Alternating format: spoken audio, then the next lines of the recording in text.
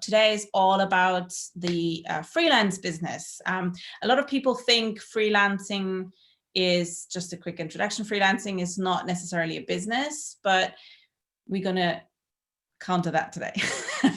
But anyways, welcome. First of all, get involved. So yeah, next slide, please. Get involved, put your mics maybe on mute for now, but if you have obviously any questions, always feel free to ask, engage. There's only, you can only get as much out of this as you also put in. Put your camera on, we'd love to see you. And yeah, use the chat or I think raise hand functionality somewhere. I don't know whether it's actually here. If it's not, then at least, yeah, put it in the chat or unmute yourself.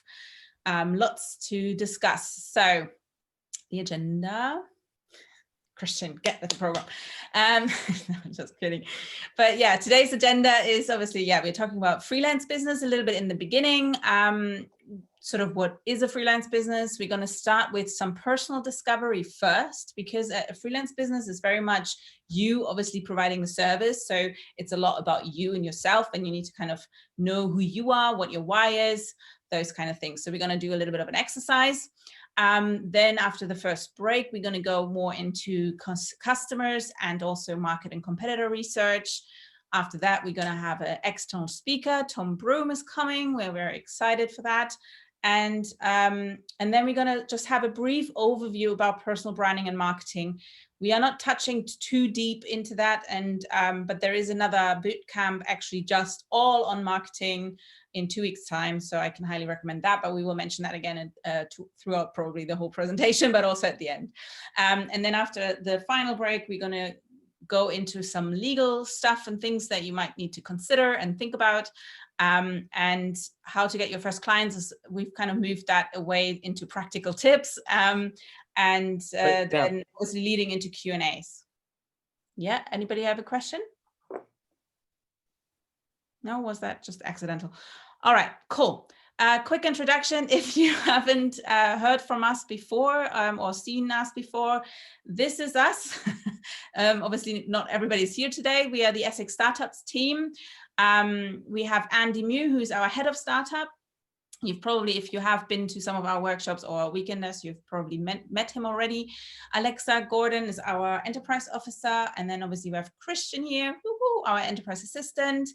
And then we have 2 entrepreneurs in residence, James and myself. We are running businesses we are all actually running either businesses on the side or having run a business or helping our spouse running businesses. So all of us have a lot of experience around businesses. And I think Christian and I are also more in the freelance area ourselves. Christian, if you want to quickly introduce yourself maybe, and then I will continue. Yeah, so to give you a bit of a backstory, I started a number of years ago, but really, so I graduated a couple of years ago. Coming out of university, I tried the working life.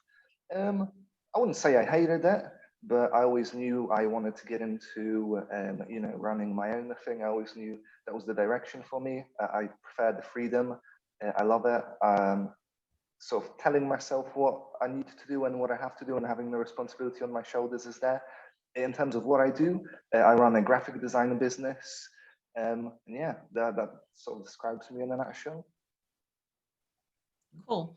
Yeah, and then just on myself, I'm a little bit older than Christian. I have a little bit more experience behind myself, but I'm originally from Germany and came to the UK about 8 years ago after long years in marketing and advertising, which I did not enjoy as much. And I always wanted to become my own boss as well. And finally, after so and so many years, I've bit the bullet, and 7-8 years ago, I started my own photography business initially, then went into mentoring photographers and had like loads of other things going on before I joined the university team as a freelancer myself. So I'm a freelancer for the university doing a freelance project, full circle here.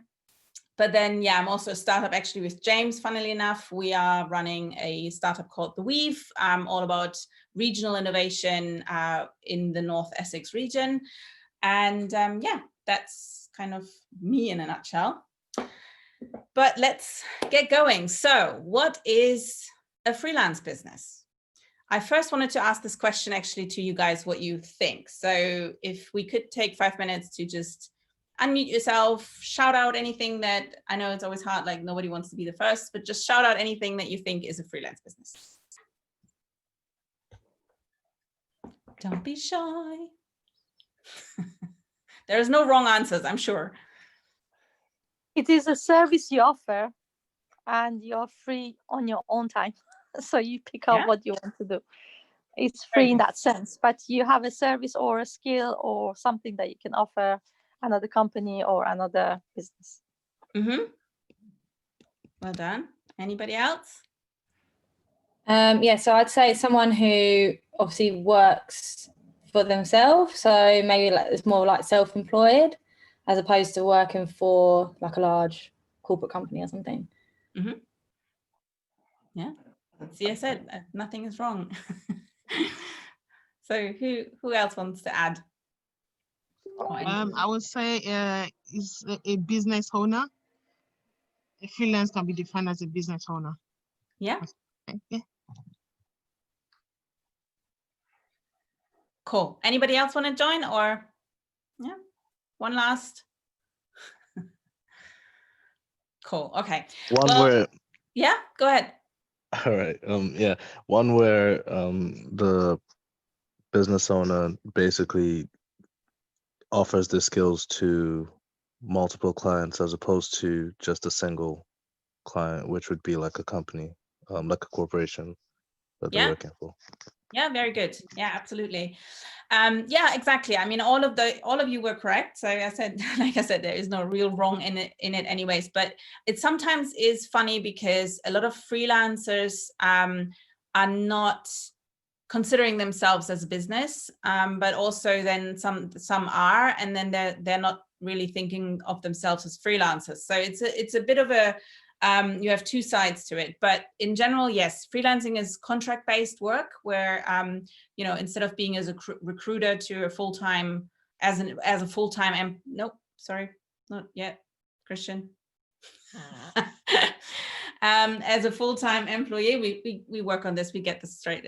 So you're just using, like you said, your skills and your experiences and provide them to a number of clients, exactly like you said, Benjamin. So the freelance is the point where you utilize any kind of ability, any kind of training, any kind of experience that you're using.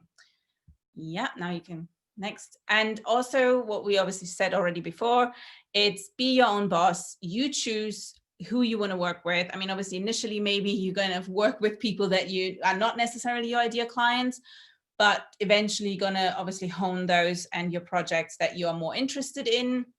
You have the freedom to choose that, and you also have the freedom to work from home. I mean, at the moment, I think everybody of us works from home, but obviously in a normal sense, that's not the case in the normal world.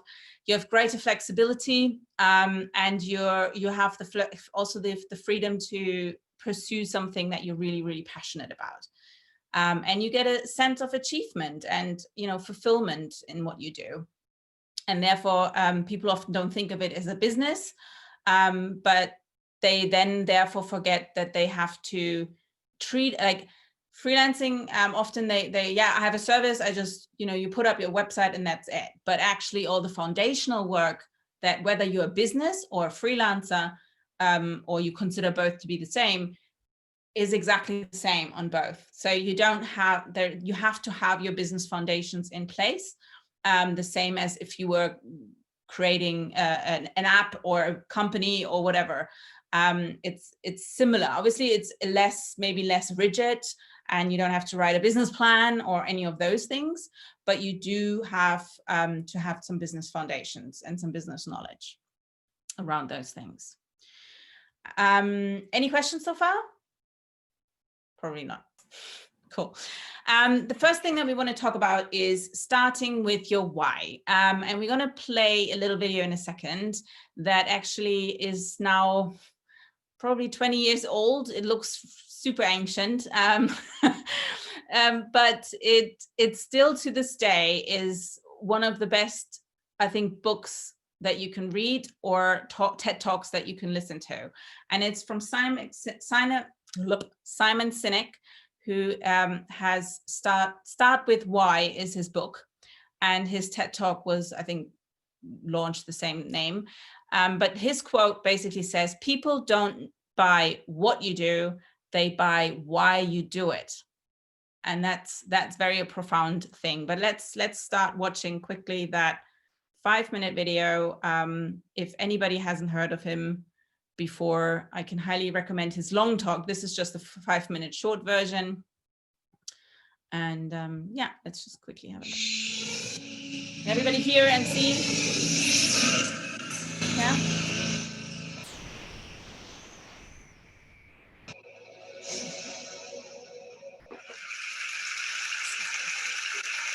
I call it the golden circle.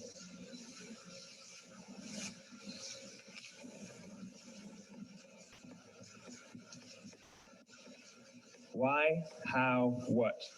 This little idea explains why some organizations and some leaders are able to inspire where others aren't. Let me define the terms really quickly. Every single person, every single organization on the planet knows what they do 100%. Some know how they do it, whether you call it your differentiating value proposition or your proprietary process or your USP. But very, very few people or organizations know why they do what they do. And by why, I don't mean to make a profit. That's a result. It's always a result. By why, I mean, what's your purpose? What's your cause? What's your belief? Why does your organization exist? Why do you get out of bed in the morning? And why should anyone care? Well, as a result, the way we think, the way we act, the way we communicate is from the outside in. It's obvious. We go from the clearest thing to the fuzziest thing. But the inspired leaders and the inspired organizations, regardless of their size, regardless of their industry, all think, act, and communicate from the inside out. Let me give you an example. I use Apple because they're easy to understand and everybody gets it. If Apple were like everyone else, a marketing message from them might sound like this. We make great computers. They're beautifully designed, simple to use, and user-friendly. Want to buy one? Meh. And that's how most of us communicate. That's how most marketing is done. That's how most sales is done. And that's how most of us communicate interpersonally. We say what we do. We say how we're different or how we're better, and we expect some sort of behavior, a purchase, a vote, something like that. Here's our new law firm. We have the best lawyers with the biggest clients. We have, we always perform for our clients, do business with us. Here's our new car. It gets great gas mileage. It has, leather seats. Buy our car. But it's uninspiring. Here's how Apple actually communicates. Everything we do, we believe in challenging the status quo. We believe in thinking differently. The way we challenge the status quo is by making our products beautifully designed, simple to use, and user-friendly. We just happen to make great computers. Want to buy one? Totally different, right? You're ready to buy a computer from me.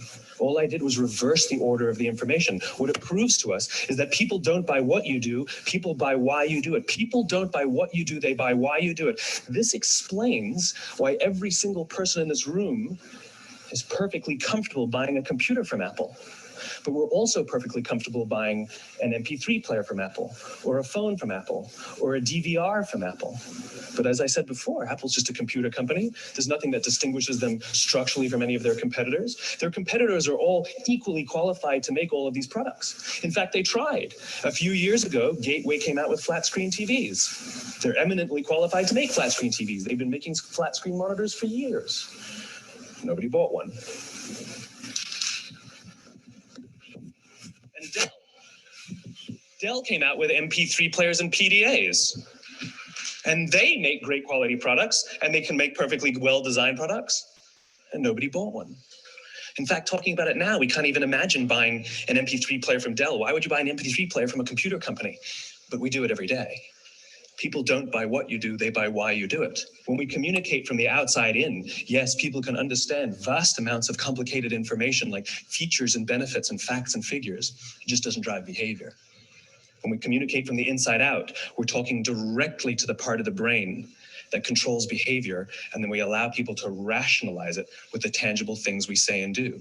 This is where gut decisions come from. Sometimes you can give somebody all the facts and your figures, and they say, I know what all the facts and details say, but it just doesn't feel right. Why would we use that verb? It doesn't feel right, because the part of the brain that controls decision-making doesn't control language. And the best we can muster up is, I don't know, it just doesn't feel right. Or sometimes you say you're leading with your heart, or you're leading with your soul. Well, I hate to break it to you, those aren't other body parts controlling your behavior. It's all happening here in your limbic brain, the part of the brain that controls decision-making and not language. But if you don't know why you do what you do, and people respond to why you do what you do, then how will you ever get people to vote for you or buy something from you, or more importantly, be loyal? Right, there you go. Hold on, let me just stop sharing.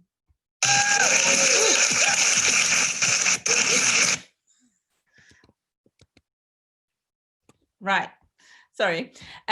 Christian, you want to put up back the presentation, please? But yeah, so the I love Simon Sinek. He just makes a thing that is so fuzzy, so like straightforward. I can highly recommend the book. Obviously nowadays nobody buys an MP3 player anyways anymore, I think. So it's a little bit dated in that sense, but in the essence, I think what you probably hopefully got from the presentation is obviously knowing your why is super, super important into Christian. Maybe knowing your why is just really important in all of your communications. So especially because you're a freelancer, you need to understand why are you doing what you're doing? Why are you so passionate about it? Because if you have that passion, and if you have find that why, that inner thing that gets you up in the morning, but also offering that, you need to start figuring out a way to communicate that, because clients or people in general, we are emotional beasts, and we react to those kind of triggers. We react, like he was saying, we make an emotional purchase, but we rationalize it then with the features. So you need to drive, instead of communicating your features, you need to start communicating the why are you potentially better than the others, but also what is the driver you, and I think that when that is a genuine place from where you communicate, you're going to attract so many more clients, because people will react to that first and then justify the purchase with rational decisions of your features, you're better than that, and blah blah blah. So that's then where it comes that in. But actually also, if you want to click to the next, when you align your passion and your purpose, that's going to be your superpower. So there in this graph, it kind of like what describes you the best? Are you having a passion but you don't know your purpose? Or do you have a passion and know your purpose but they aren't really connected? Or are you using actually your passion to fuel your purpose? And there's just so I just love this graphic, because when you align your passion and your purpose, or when you let your passion fuel your purpose, that's when you start communicating from your why. That's when you start knowing what your why is. And you don't have to know it right now. Just, I want to like food for thought. Today is a lot of food for thought. So try to think about your why, and maybe you have already a reason what your why is, but it's also it's a process. So don't get discouraged just because you're like, oh, I don't know what my why is. It will come to you. But I just want to reiterate the point that if you have a purpose and a passion that fuels your purpose, everybody, whether that's your clients or whether that's your future outsourced employees or your employees that you're going to take on and actually create a business out of the freelance business, then everybody is going to align with that fuel and with that purpose, really.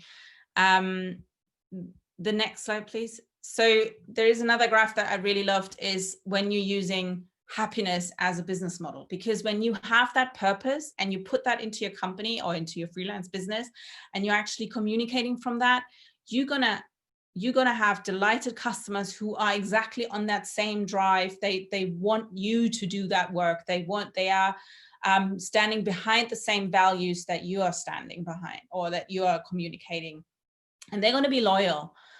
The same as if you ever want to attract a team, if you ever want to hire people and getting people, like a team that is kind of putting together other people in functions in their business. I mean, a lot of freelancers start out with just a single person, but if they have the drive and the passion to actually turn this into a bigger thing, then, you know, you need, at some point, there is a tipping point where you can't serve all your clients. So you need a team behind you. And if you have that kind of purpose that you can communicate, and everybody is kind of on the same like wavelength, if you want to call it that. I mean, there's so many different ways of how to describe your purpose. You're going to have a very engaged team, and that engaged team is also building those relationships with those customers and keeping that customer experience on the higher level, or whatever you want to call it.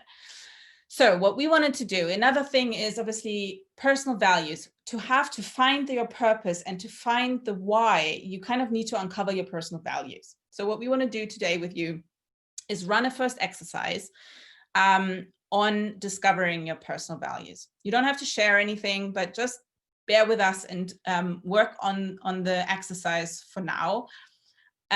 So we want you to ask yourself 3 main questions, and I will structure it in a second a little bit more, but 3 main questions. So what made you happy? What gave you the greatest sense of pride? And what made you feel the most satisfied? The reason why we want you to do this is a lot of people always think like a business, I don't need to have my values, etc., etc. But you are, especially in a freelance business, you are your business. You are going to stand. If you don't know what you stand for, if you don't know what you are actually really like, what you value in your business and or in your life and therefore in your business, how are you expecting your customer to understand your values? So it's people align themselves, even if it's subconsciously, they are aligning themselves to other people or businesses that have similar values that like them. So this is just an exercise. Again, it's a process. You might not have all your values down today. You can always come back to this. Like I said, we are recording this. You can rewatch it. We can also share the slides if you want afterwards, and always come back to this exercise and just do it a few times. Right, what we want you to do is the task ahead is to take a piece of paper. Christian, next, please. Take a piece of paper and divide that paper into 3 columns. One is happy, one you put down as proud, and one you put down as satisfied. And then brainstorm. We're going to give you 10 minutes to brainstorm as many situations where you felt these situations. So try to come up with as many where you felt happy, or as many that you felt proud or satisfied.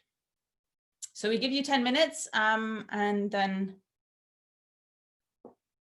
we're going to go to the next section. It's free. I think it's divided, the whole exercise is divided into 3 tasks. So I'm going to give you.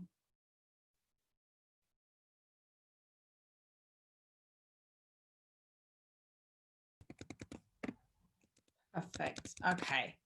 How did that go? Anybody? Yeah. Okay. Right. Then we're going to go to the next section. So you found your situations where you're happy, proud, and satisfied. And now you need to come up or extract, some principles from these situations. So here's an example. The emotion was happy. And this is actually an example from James, our other entrepreneur in residence. But he put down his emotion was happy, and his situation was that he found, when he started his business, he found one of his first like authors that he really admired, business author that he then started to connect with. And that principle from that situation was being the best version of himself rather than having to pretend. So it's just, he loved that author, and he was just because it aligned completely with what he was believing or standing for or whatever, and that was the principle. In his pride situation, it was that he felt proud because he was going to the local skip or tip and started recycling things. So the principle from that is doing what is right for the future by not harming today. And then the satisfaction emotion was the situation was starting a voluntary support group that met weekly, come rain or shine. And for that, it was just bringing his heart and soul to the game. Those were kind of the principles. This is just obviously an example, and it sounds a bit, what are we doing with that? But what we want you to do from those principles is then to extract your values from that. So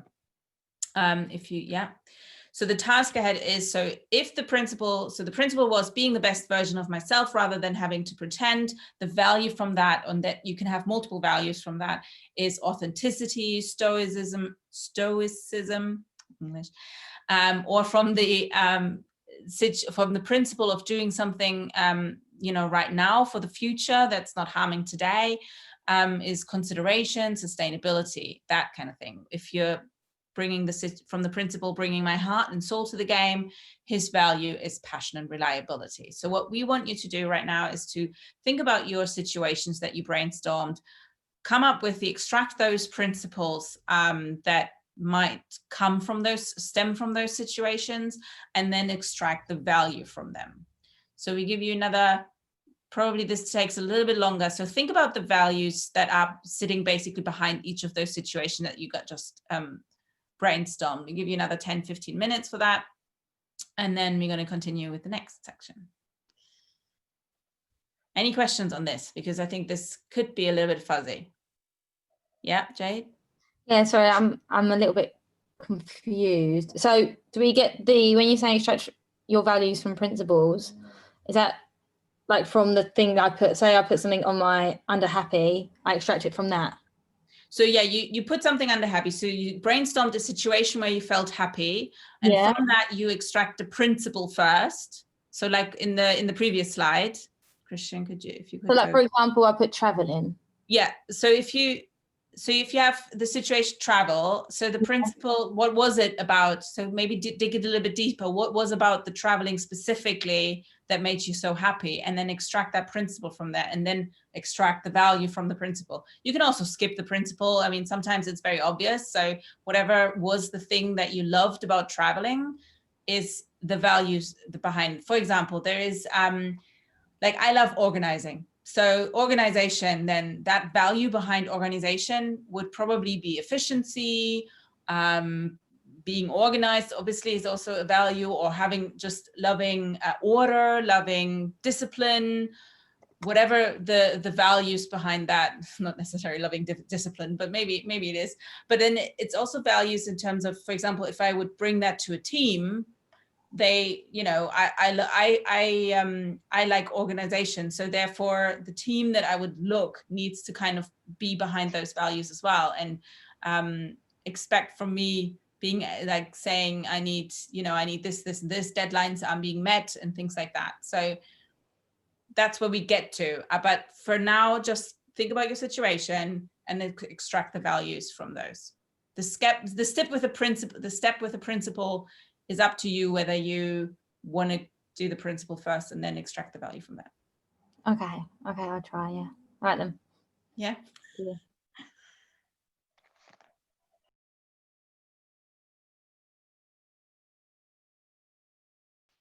Was that very hard? Probably. A little bit confusing. But I mean, the more you do these kind of things, you will probably get like more used to it, to find why are you liking certain situation, why are those situations making you happy, what are the values behind those situations. And then Christian, if you can continue to the next slide, if you then rank them in sort of in an order of top 3, I think, or top 5, it's up to you how many values you've extracted from that. And then Christian, and then the next 3 questions that can really help you with reflecting on that. So which of these values made you the most, made you feel the best about yourself? Which of those made you the most proud, and which of those made you the most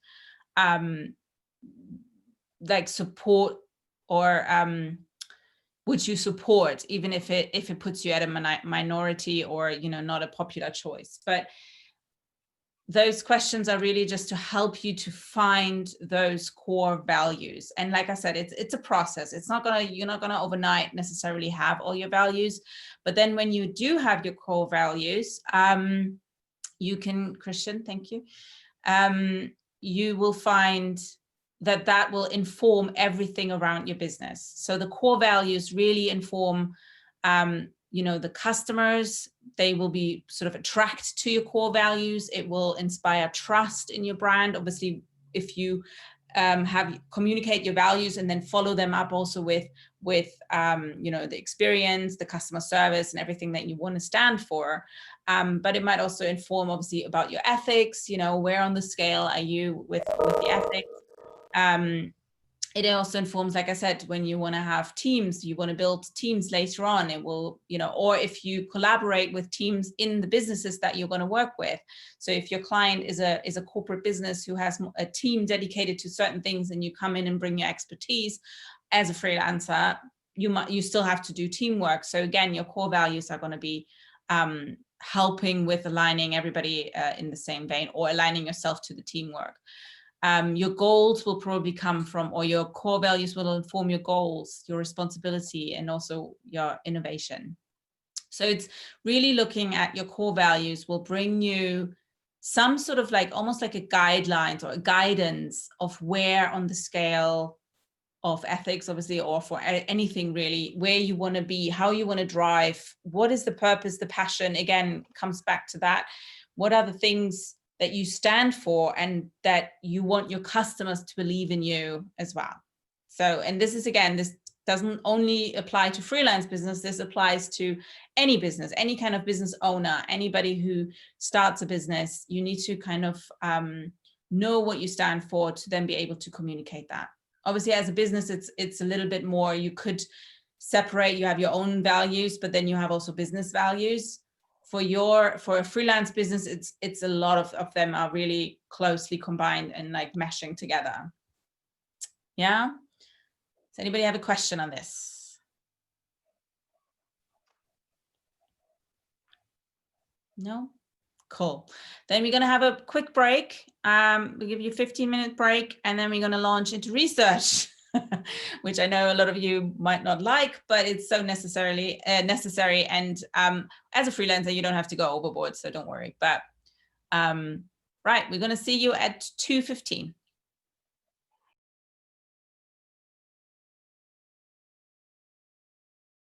Welcome back, everybody. Maybe turn on your cameras, give us a thumbs up, give us a hello in the chat that you're back, that you're listening, that I hear you, I see you. Hi. Hi, mate. Perfect. Yeah, everybody back. Hello. Perfect. Cool. I think hoping we're losing people. Christian, over to you. Cool, I'll take it away. Give me just one more second. Can you hear anything in the background? Any background noise by any chance? Okay, good. So now we're going to focus on the importance of understanding your customer. This is a section that a lot of people overlook. I think especially when it comes to startups, it's almost like a common sin that people do. They'll come up with a business idea, or they come up with like something that they want to do, something that they want to monetize, and immediately they're like, I'm going to just sell it to everyone, whatever. And we'll talk about why this is a bad attitude to have. So why is it important to understand the person that you're selling to? Well, first and foremost, if you understand your client, if you understand what they do on day-to-day lives, what sort of things they struggle with. Take, I don't know, a student, for example, if you know where they hang out, what they tend to engage in, what their lives look like, you understand their problems better.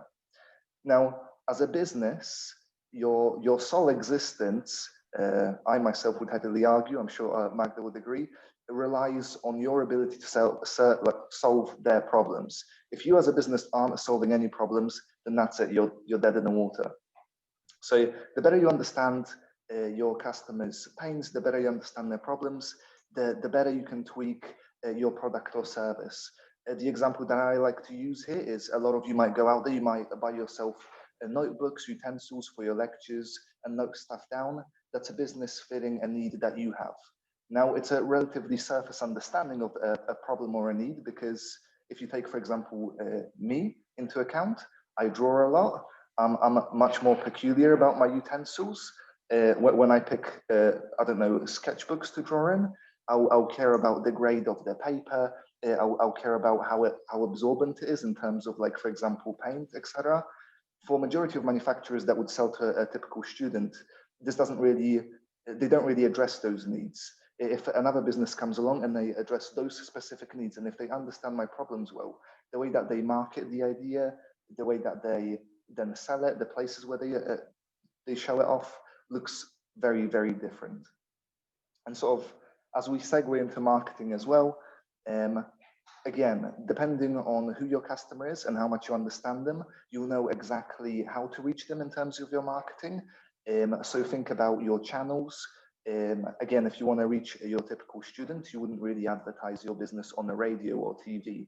No university student uses that anymore. I mean, you can do it, but it would be a huge waste of obviously your own time and possibly money if you're paying for their advertising.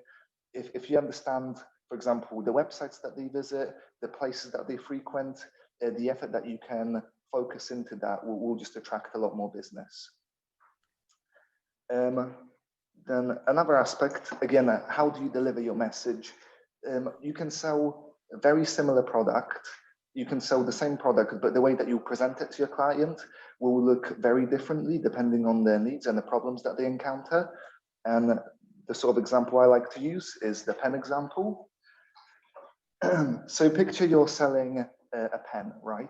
And you have two different types of customers.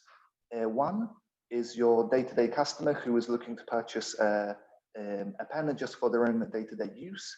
And a second customer who perhaps wants to buy their colleague a gift and is looking for it to be, well, slightly different. He wants to utilize the pen as a gift. The first customer wants to utilize it for day-to-day use.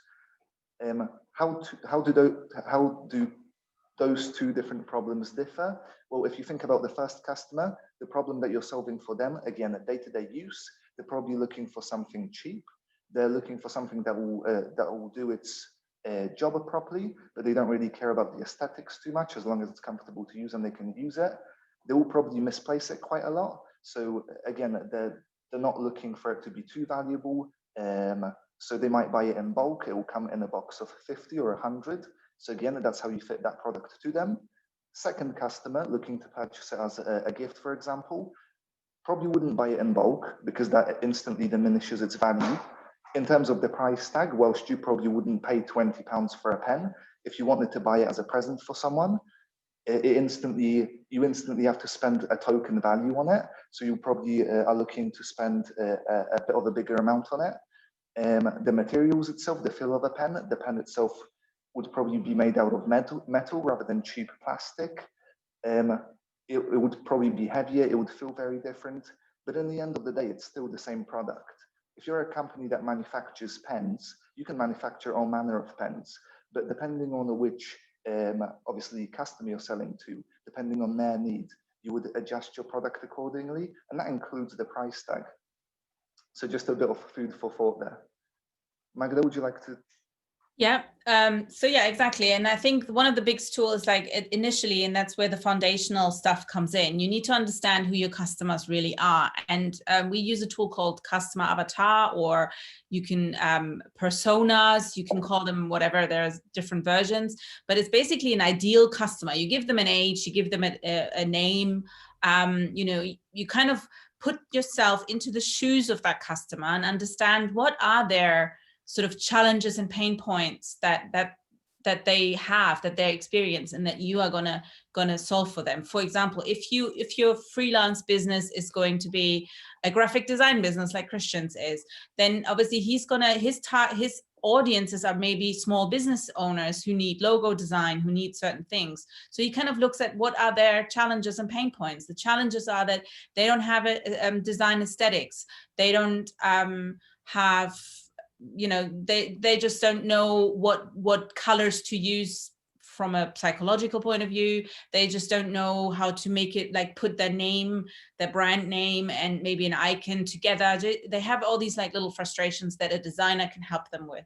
So understanding what your ideal customer, like who your customer actually at the first step is, and then understanding what challenges they are facing, you can customize your message later on, obviously, to them, but also your services in general, like which you only, for example, in my photography business as well, a wedding photography business, was I didn't cater to all weddings. I catered to a very specific ideal target market, which was more like the bohemian kind of DIY, very sort of shabby chic, vintagey, whatever you want to call it. There are so many different words for it, but it's a very niche market. So I only then, that kind of informed everything else about my business. It informed how I designed my website. It informed where like which wedding fairs I would go to. I wouldn't go to national brand hotel wedding fairs because that's not my target bride that would go to these events.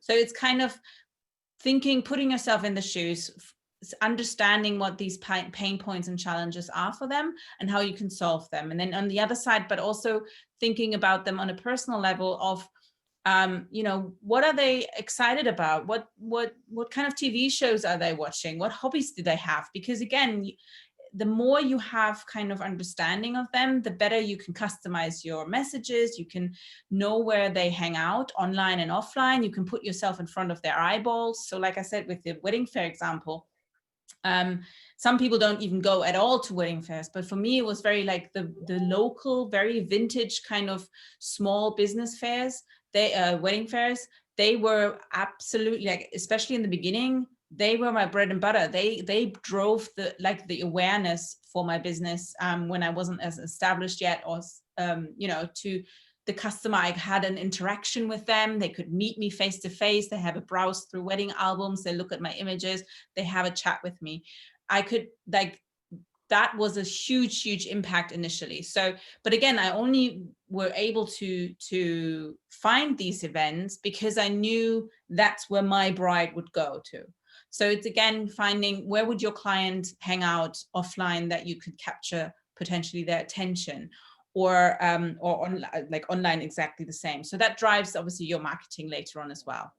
But it informs so many things. It informs your price point. It informs your placement for promotion. It informs your, where can they buy from you? Are they buying via your website? Is that a seamless kind of transaction?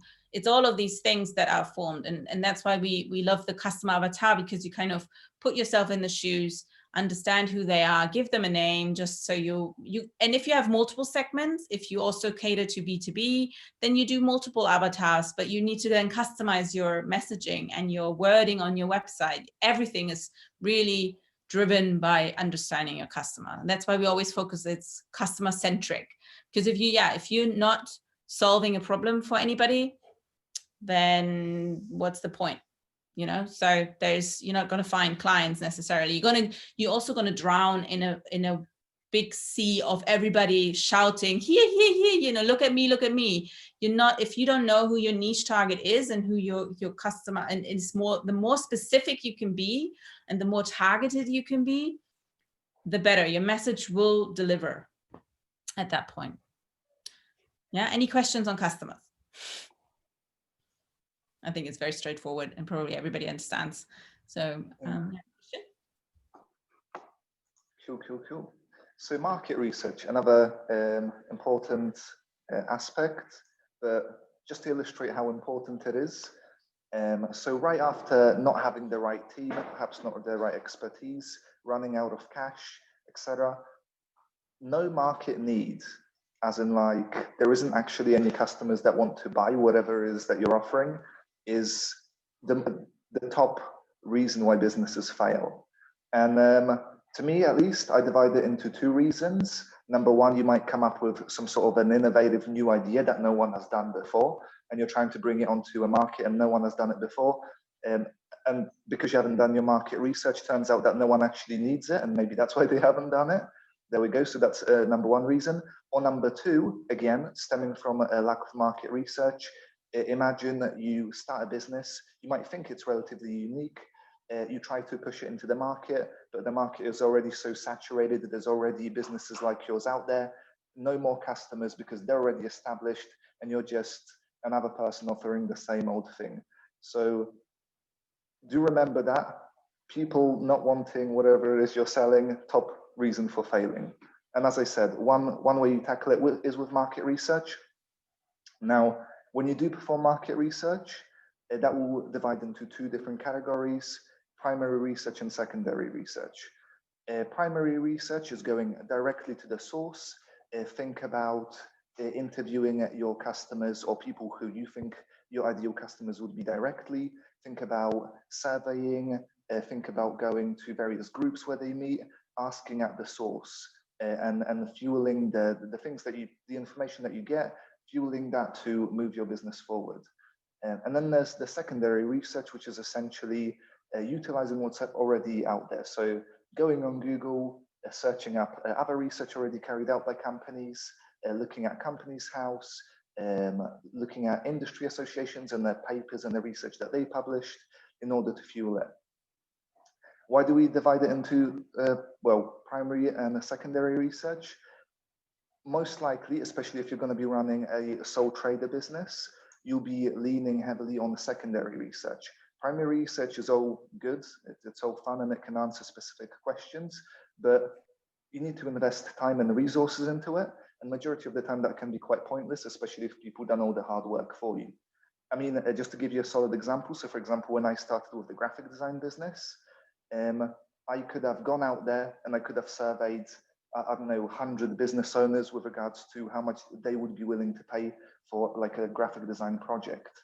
Or which I did, the secondary research instead, I went out there and I looked at my competitors and I looked at the prices that they were publishing.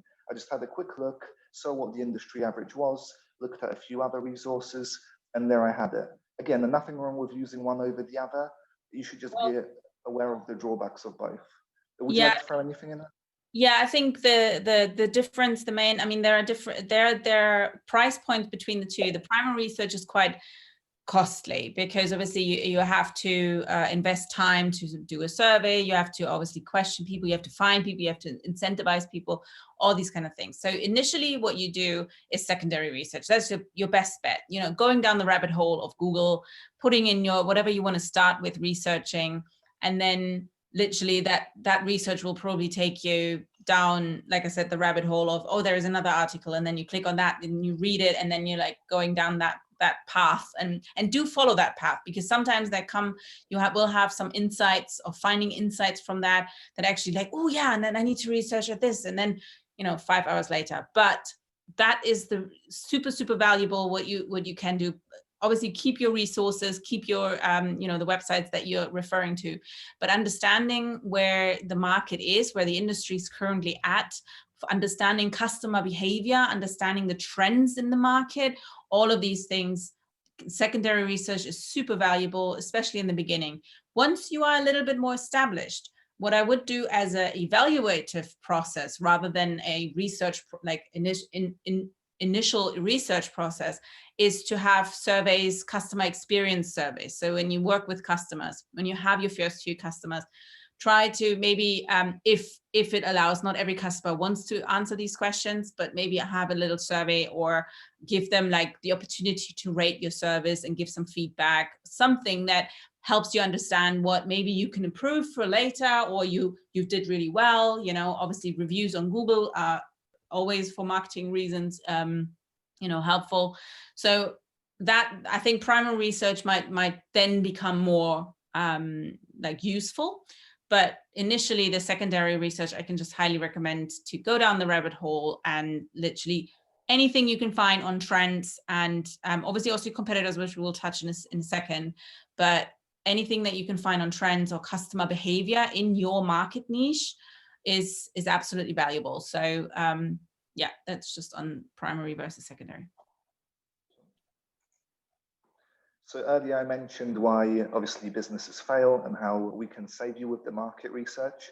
And I said that obviously if you come into the market with an idea that you think is super unique, you put it out there. If people don't need it, I think that's quite self-explanatory. If it's something too exotic, if it's too early for your idea, easy to understand why that wouldn't fire. But flipping that on its head, think of a scenario like this. Let's imagine you have enough money and enough resources to invest into Amazon 2.0. Let's imagine a world where Amazon wouldn't sue you for doing that. They already exist, but along them, obviously as their competitor, you start up Amazon 2.0 and you keep everything the same. You keep the prices the same, you keep products the same, you can deliver the next day like them all the same. And the overall premise is the same. The only thing that changes essentially in this scenario is that you're the new kid on the block. You're the Amazon 2.0. And this is an honest question, and I want you to think about this for a second, is what do you think would happen? How successful would this be? Like, just digest that thought. It wouldn't. That's to give away the plot. It wouldn't be successful at all. The reason being is that even if you have all the resources to push all of that out there, even if you had huge investors backing you, if you keep everything the same, if there's no reason for customers to switch to you, then they won't. The trust is already on Amazon. If people are purchasing with them, if people have products with them, I mean, think of it from your perspective. If Amazon 2.0 came along and they didn't incentivize this switch in any way, they didn't give you anything extra, it was just Amazon 2.0, you wouldn't really switch. Your trust is with the existing company. Your account is with the existing company. The trench between the switching is the effort of doing so. It just wouldn't happen.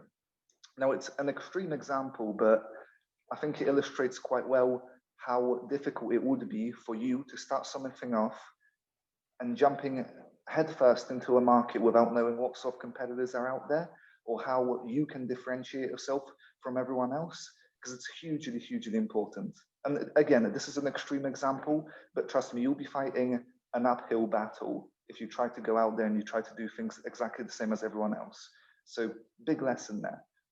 And just to reiterate, I guess, going a bit against my point, because there's competition out there, that's not bad, because again, having competitors out there can test the idea for you. It means that there's a market need for it, that people will actually buy into the idea.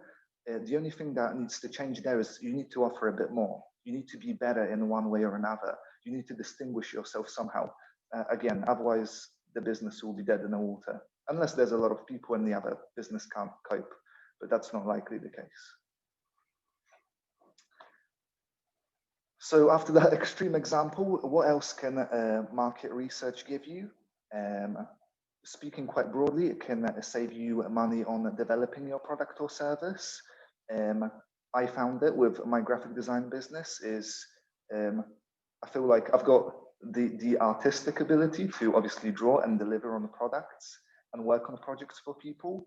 But when you start a business, you don't know what you don't know. And when you research your competitors, you find out that they might offer more products than you, that the way that they advertise might use certain keywords, et cetera, that people are attracted to. Like, for example, if I went out to you and I said, oh, I draw logos, and then you saw me and my competitor and the other guy draws logos and he does your marketing, you're probably going to go to the other guy despite the fact that, you know, I can do both. So being able to adjust your message and adjust your services where you can deliver, again, like just as much or even more than your competitor, can really help you out. And it saves you money and it saves you heartache as well, because you don't have to learn these things on your own skin. Second thing, it can really give you a really good insight as to who your competitors are in terms of the direct and indirect competition. So the keywords might seem quite cryptic to you, but again, graphic design example, other graphic designers would be my direct competitors. Perhaps, I don't know, print shops would again be somewhat my direct competitors, maybe going into indirect. And then there would be people who are doing a slightly different thing, who might not even offer graphic design, but who are taking clients away from me.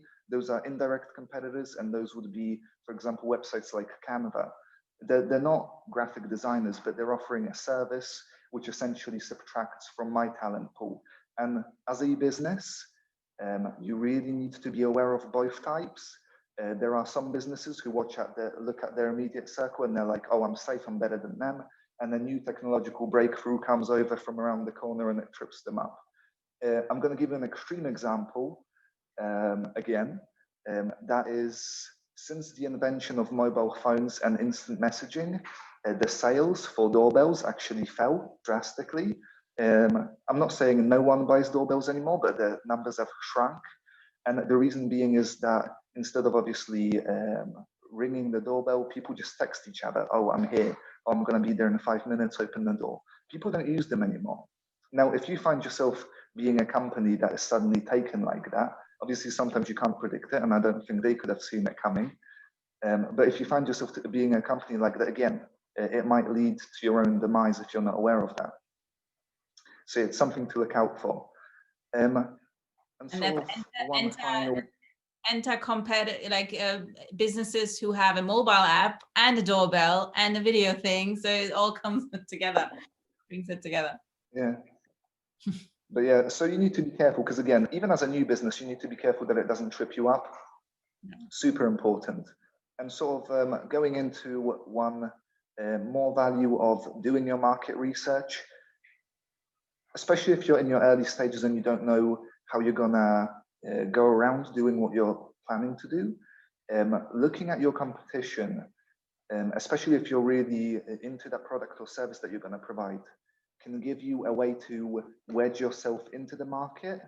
And I'm going to give you a really nice, solid example to visualize it. A lot of people talk about it. Do you know what I mean? Oh, I'm part of this market, or that's how I fit into the market. It's all really cryptic. We're going to visualize it for you. But yeah, it just helps you spot certain gaps, certain problems that other companies don't address, or even if they address it, is there like a segment within it that isn't quite filled in? And the way to visualize it, again, this might seem cryptic for now, but it will unfold and it will blow your minds, I'm sure. What you do is you draw a grid, literally just a huge grid, and you take two variables. Most commonly, the most common I've seen being used for a lot of companies do is the amount they charge and the quality as perceived by the customer. And once you plot that, you can essentially see how you fit into the market. Obviously, there's a trade-off. The more you tend to charge, the higher tends to be the quality. But once you draw that up, once you draw up all your competitors on a grid, you can see how you can fit into the market, especially if you're a business. So to give you a solid demonstration, we've got cars, we've got obviously the prices in comparison to the quality.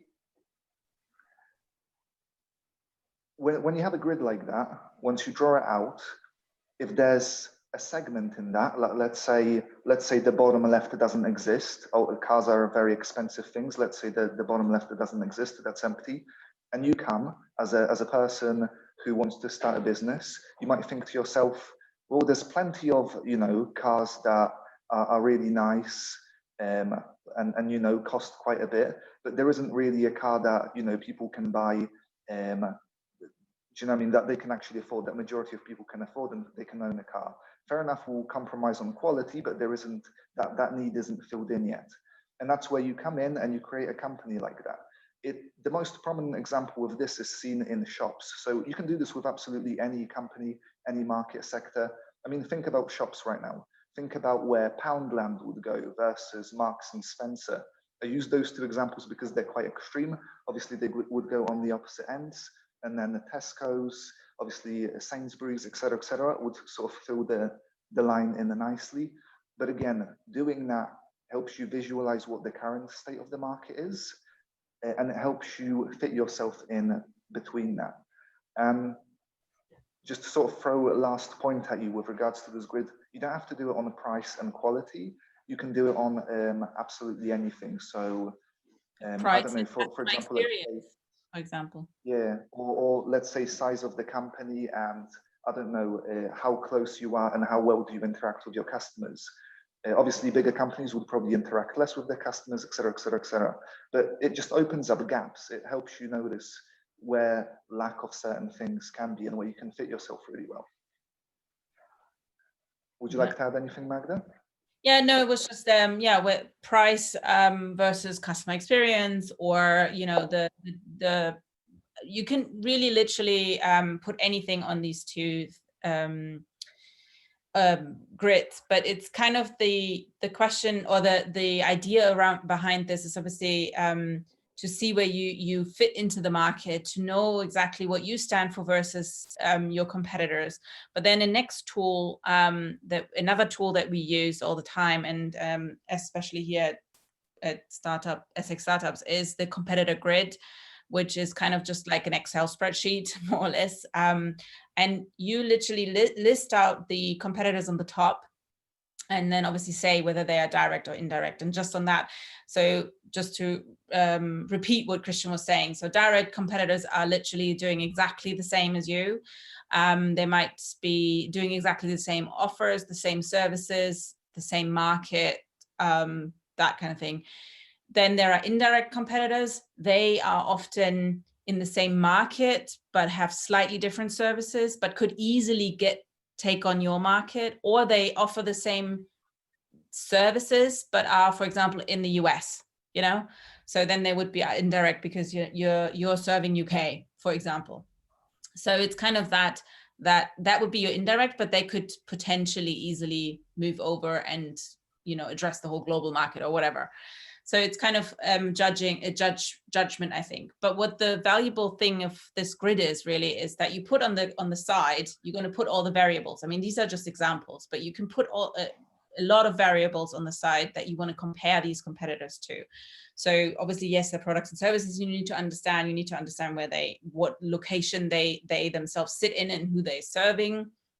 Who are what are the countries that they're actually delivering to or serving, if it's a service. What is their price point? What are their USPs, their unique selling points? What are their sort of key messages?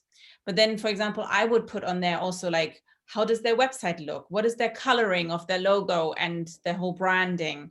What is what word tonality? What kind of are they using? Are they very close with their customers? Are they very like I don't know, B2B corporate word, like corporate speech? What are they kind of, how are they communicating? And then maybe also things like you could, how are their sort of sign up process? How easy it is to actually get in touch with them, or to you know, sign up to the service that you're offering as well, or like that they are offering.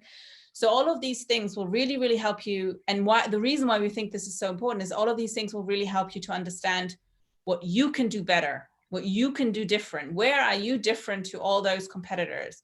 And like we said, don't get shocked about, you know, especially as a freelancer, oftentimes there's, you know, as a graphic designer, there are tons of graphic designers out there. Exactly the same with photography. There are tons of photographers. If I, you know, got discouraged by the amount of photographers in the market, I would have not started the business.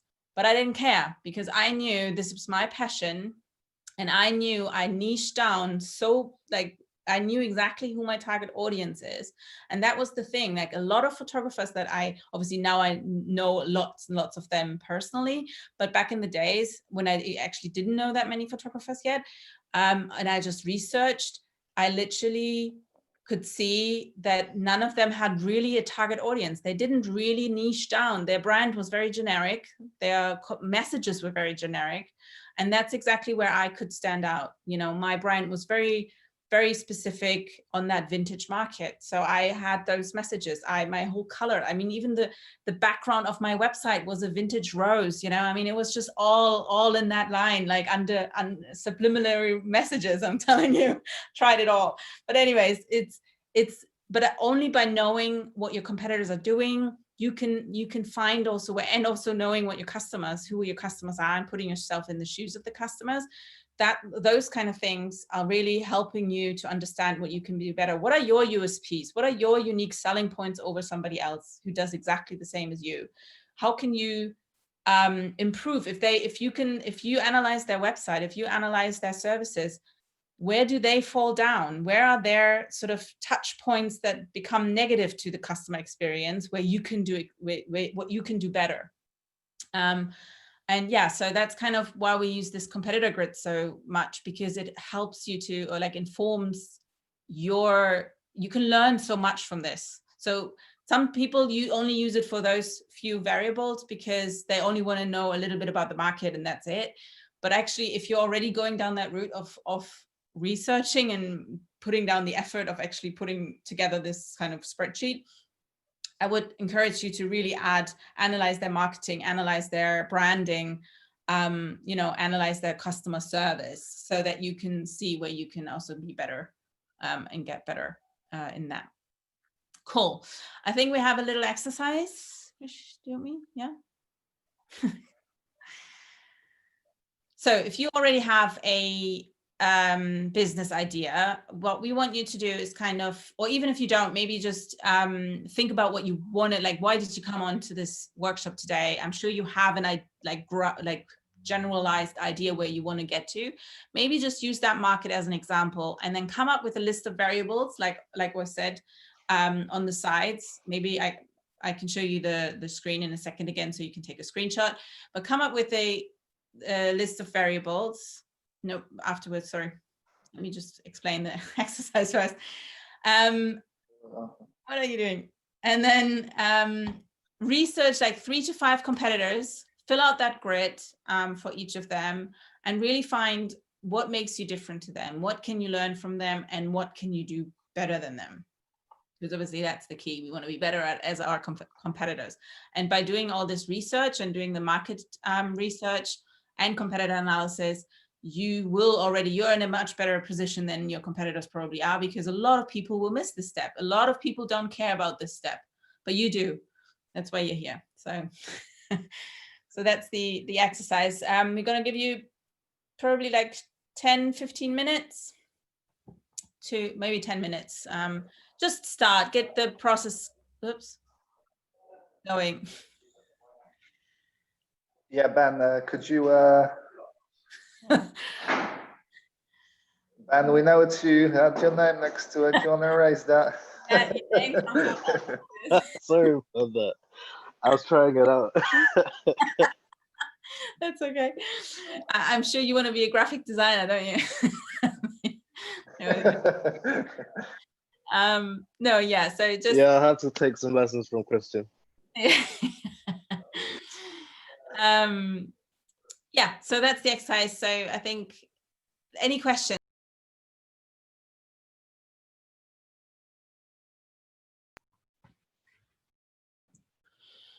Yeah, everybody back? Okay. So yeah, like we said, the obviously, unfortunately, Tom Broom had to skip today's session. He is the owner of Creative Quilts.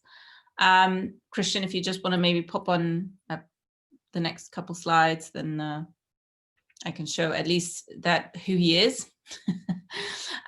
So he started as a freelancer himself, and then actually worked his way up. It's a a copywriting business, initially probably more as a copywriter himself, and then he started his business up to become actually an agency and employing, I don't know how many people he employs, but at least he worked his way up from a freelance business into a proper company. So we just wanted to, I think we thought Tom Broom was really the best to talk about his journey. So unfortunately, that's not going to happen right now, but just wanted to introduce him. And then hopefully some future workshops, he might join us in the future.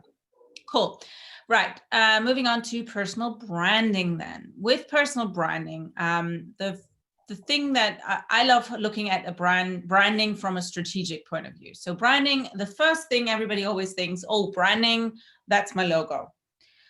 Well, actually the design is on top of this pyramid. So that's why I love starting with the pyramid, because you really have to build on top of each other to translate all of that into a logo design.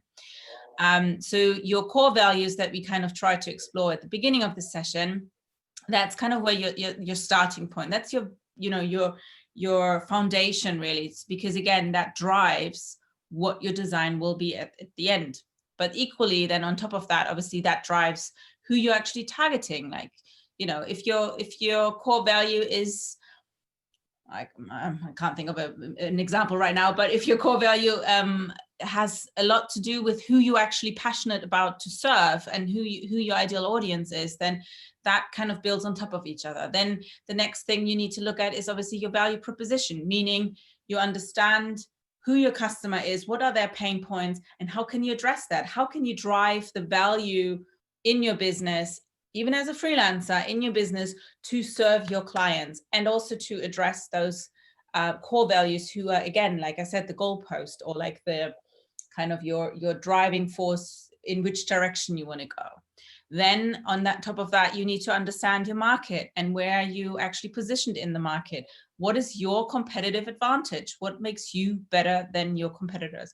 What makes you stand out? And that informs your products and services, because again, after you've done your competitor research, you probably see, everybody offers this, that, and the other, but nobody serves this kind of niche.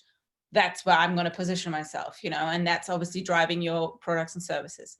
And only by knowing all of these, then you have a foundation where you actually start thinking about, okay, what's my message? What's the driving force for the message that I want to actually communicate? What's my story as well? Like, storytelling is so big in driving that message. And again, if it comes from the foundation of your core values and what your why is, that message will actually start to come through, especially also when you're niche and you have an ideal audience that is, you know, not served, etc., etc. So as you can see, it all builds on top of each other. And then you kind of inform your brand identity, which is your vision, everything about you, everything normally about the company, but you know, you are your brand. So it's then informing that, and only then you can actually translate that into your design, and you know what colors to use, you understand things, what actually needs your design to, what your design actually needs to communicate. Because a lot of the people are like, oh yeah, branding, I already have a design. Well, do you know your customers? No, I have a design, you know? And it's always, I have these conversations over and over again, and not just, you know, with some people who start out, also people who are in business for a long time. They just worked initially, literally, they started with an idea, I'm going to do this, and I have already a design. But actually all the steps in between are missing, and then that design doesn't actually do anything for them because they use completely the wrong colors, they use the wrong fonts, you know, they have no message, they're generic as everybody else. And so there is no, you know, no way of, in that overcrowded marketplace of everybody trying to grab your customers' attention, they are just not getting through. So there is a whole psychology behind color. And so we're going to start talking a little bit about the design element. Obviously, we've talked about all the other bits already. So the design, in the design element, and obviously Christian as a designer probably knows all this already, but there is a lot of, and also as a psychology master student, so he knows his stuff, but there is a lot of has to do with psychology, and a lot of has to do like colors, the same as fonts as well. We're not even touching on fonts today, but fonts and colors, they drive a lot of emotions, and they drive a lot of factors in like that you're not even aware of. But some of them are really like obviously obvious, like red is bold and could also be a danger, obviously, but it's also bold and passion and, you know, confidence. But then on the other hand, you have maybe blue, and blue is much more, you know, open and perspective aware. I don't know whether I like tech companies, a lot of use blue. A lot of people also use green to have that kind of equilibrium, that kind of stableness.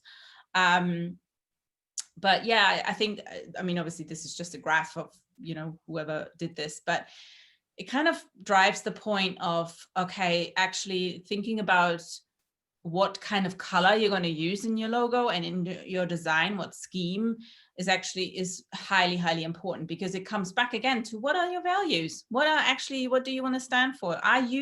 Is your whole brand persona, is it going to be confident and bold and passionate? So then, yes, you're going to use some reds in your logo probably. Maybe if you're more feminine, you're going to start using some, you know, pinks or rosés, like, or gold. I mean, I use gold and light pinks and stuff like that, just because that's who I am, what I'm standing for, but also who I want to attract to. So again, thinking about my customers, who is that niche and who is that ideal customer that I want to attract? So yeah, it's thinking about these things that just informs your design much more. So once you've worked your way up that pyramid, you have a much better understanding, okay, so what is my design actually going to look like? And if you then hire somebody like Christian, who's a graphic designer, and actually say, yeah, I want to stand for this, that, and the other, you actually have a brief, because how is a designer ever going to build a logo for you, if he has no idea what you stand for, he doesn't know what your market looks like, who your customer is, and if you don't know these things, then yeah, he's not going to know any of that either. So he can't design something for you that's actually, you know, he's going to ask all those questions from you anyways. So if you ever think about hiring a designer, you need a design brief. If I might just chip in there, yes. So the possibly one as an example. Yeah, one of the worst things that you can do, and when you go to a graphic designer, fair enough, like, do you know what I mean? If you come to me, I can draw you a logo, etc., etc., etc. But if someone comes to you and they ask you to do something, draw something, create something for you, there's nothing harder than having no information to go on, because you're like, well, create me something amazing. And you're like, I work with a client like that, actually. And one of the worst things you can say to them is, well, just tweak it a little bit. I feel like we're going in the right direction. Tweak it a little bit, and then show me all the tweaks. And like, you as a graphic designer, I mean, graphics are really nice. A lot of people, I feel like, underappreciate how much time goes into drawing something and making it look really nice. When you ask the graphic designer for hundreds of iterations, depending who you're working with, you either piss them off if they work for you for free, because they're going to have to do 100 iterations for you for free, or you're going to spend a lot of money, because again, these things take time. So if you come to a graphic designer with a very nice business, like with a very nice concept of, this is what it's meant to represent, this is what it's meant to look like, is it a posh brand? Is it something that should, do you know what I mean, like project authority, or is it, you know, light-headed and it's swirly and it's, do you know what I mean, like free? Like if the more ideas you give them, the easier it will be. Just a little tip for when you work with a graphic designer, even if it's your friend, you avoid breaking some friendships. So yeah, I mean, in general, it's always you kind of need to understand who you're targeting, but also, like I said, you need to understand yourself and your values that you stand for, or as a business, and where in the market you're going to position, exactly, price points, all of that. If you are high quality price point, but then your color or your design is not reflecting, or you're using fonts that it's just not reflecting what you stand for, then that's a mismatch as well. But then again, that comes down to, does my customer actually, is he actually in the market for something high priced, or you know what? So then you need to kind of work with what you have and where you want to get to. But then I think they all start to aligning themselves at some point if you build it on top of each other. Another thing is also your tonality, like your tone of voice. So Christian, next slide, please. So the next is, in your branding, you need to kind of think about, okay, who's my customer? And then you need to speak their language. You need to understand, again, who they are and what kind of language are they using. Are they corporate people? Then you need to start, you're probably going to be a little bit more corporate.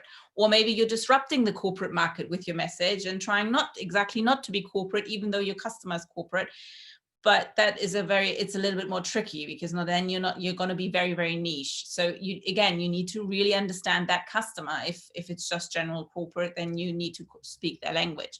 If it's down to earth people that would understand, what's the word? So if it comes down, sorry, my English is today, I'm struggling with my language, but tonality, not language. But it kind of also comes down to what vocabulary you're going to use. Are you going to be, if you communicate something technical or like very, very technical, you have to get down to the level of what your customer understands. Not saying that your customers are going to be dumb, but you are an expert in that. So you need to kind of translate that expertise into as simple terms as possible. And if you are, as your brand, want to come across, and your values are, you're passionate, you're whatever else, as we also said with the psychology of the color, you need to reflect that in your words, in the tonality. Are you going to be more down to earth? Are you going to be personal? Are you going to be, I hope you get the point of whether you're going to talk corporate speak, or whether you're going to talk, passionate, exactly what your customer will understand.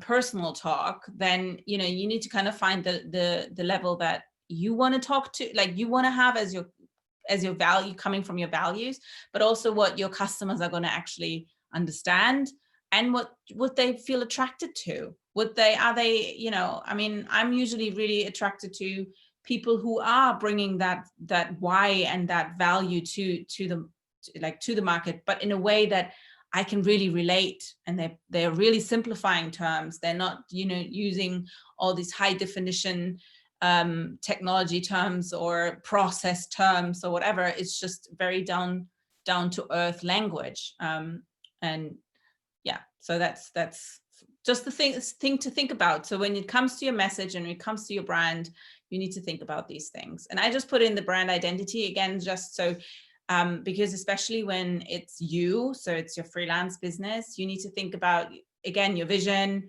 You want to be authentic, but your personality needs to come across. That's the part of the personal branding part. I mean, obviously a company can have a personality too, but usually then the owner of that company stands in front of the brand, but you are your brand. So you need to portray that personality that you probably stand for, your values. You are probably, oh, sorry. Yeah, that you are your brand. Yeah, definitely. I think can you go back? Sorry, I'm not running on that other one. But if you know who you are, you're gonna, and what your values are and what your why is, you're gonna probably automatically start communicating that. But just to obviously drive that point more home, is that personality needs to come across. And like I said, in a freelance business, you are that person. And your brand identity is though also that the thing that might you know, that's the thing that might set you apart from your customers, because people are buying from people at the end of the day. And if they mesh with you, they build that rapport with you, they kind of see you on whether that's Instagram, Insta stories, or whatever, you are like, you're portraying that, coming back and showing up for your customers. That's becoming trust. They are building trust with you, even without you knowing, but they are building trust. And at some point when they are ready and in the market for whatever your service is, they're going to think immediately of you. And that's kind of where all of this becomes so valuable. Cool. Thanks, Christian. Yeah. So obviously, like I said, you are your own brand. Like I just mentioned probably 5 times, but that it is very, very much so. So, alrighty, that was branding. Before we go into marketing, any questions on branding?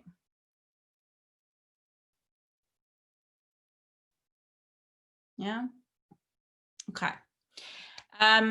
We're not going to cover marketing a whole lot right now. I'm just going to quickly talk on some points, but we're going to have a marketing bootcamp in 2 weeks on the 9th of December, which is all just marketing strategy. And we're going to talk about channels. We're going to talk about all of these things, but just wanted to give a quick overview.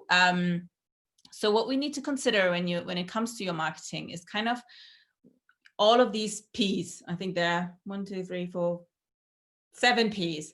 And it's literally obviously where you're going to put your services. What are your products and services? What is the place you're gonna offer them? Is it via your website? How are they going to get in touch? If you have a product, obviously, you know, it could be the distribution channels of being in a store. You need to consider your price point. You need to consider where you're going to promote things. What are your channels? You need to consider the people which are going to buy, so your customers. You need to consider the processes within your business. If it's an automated process that they can order something like a digital download, you need to make sure that that experience is seamless and instant and not breaking down, and then they have to email you and you're not responding to emails, etc., etc. So you need to kind of think of those things as well. But you also need to think, and that's why I think where I said the evaluation process when you have already customers comes in is kind of, what is their perception of you? You know, sometimes ask once in a while your customers kind of, or try to listen to them when they maybe give you feedback or review you.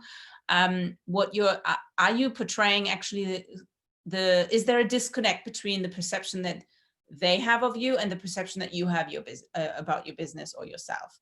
So it's kind of like having that feedback can sometimes also be super, super valuable to go back to.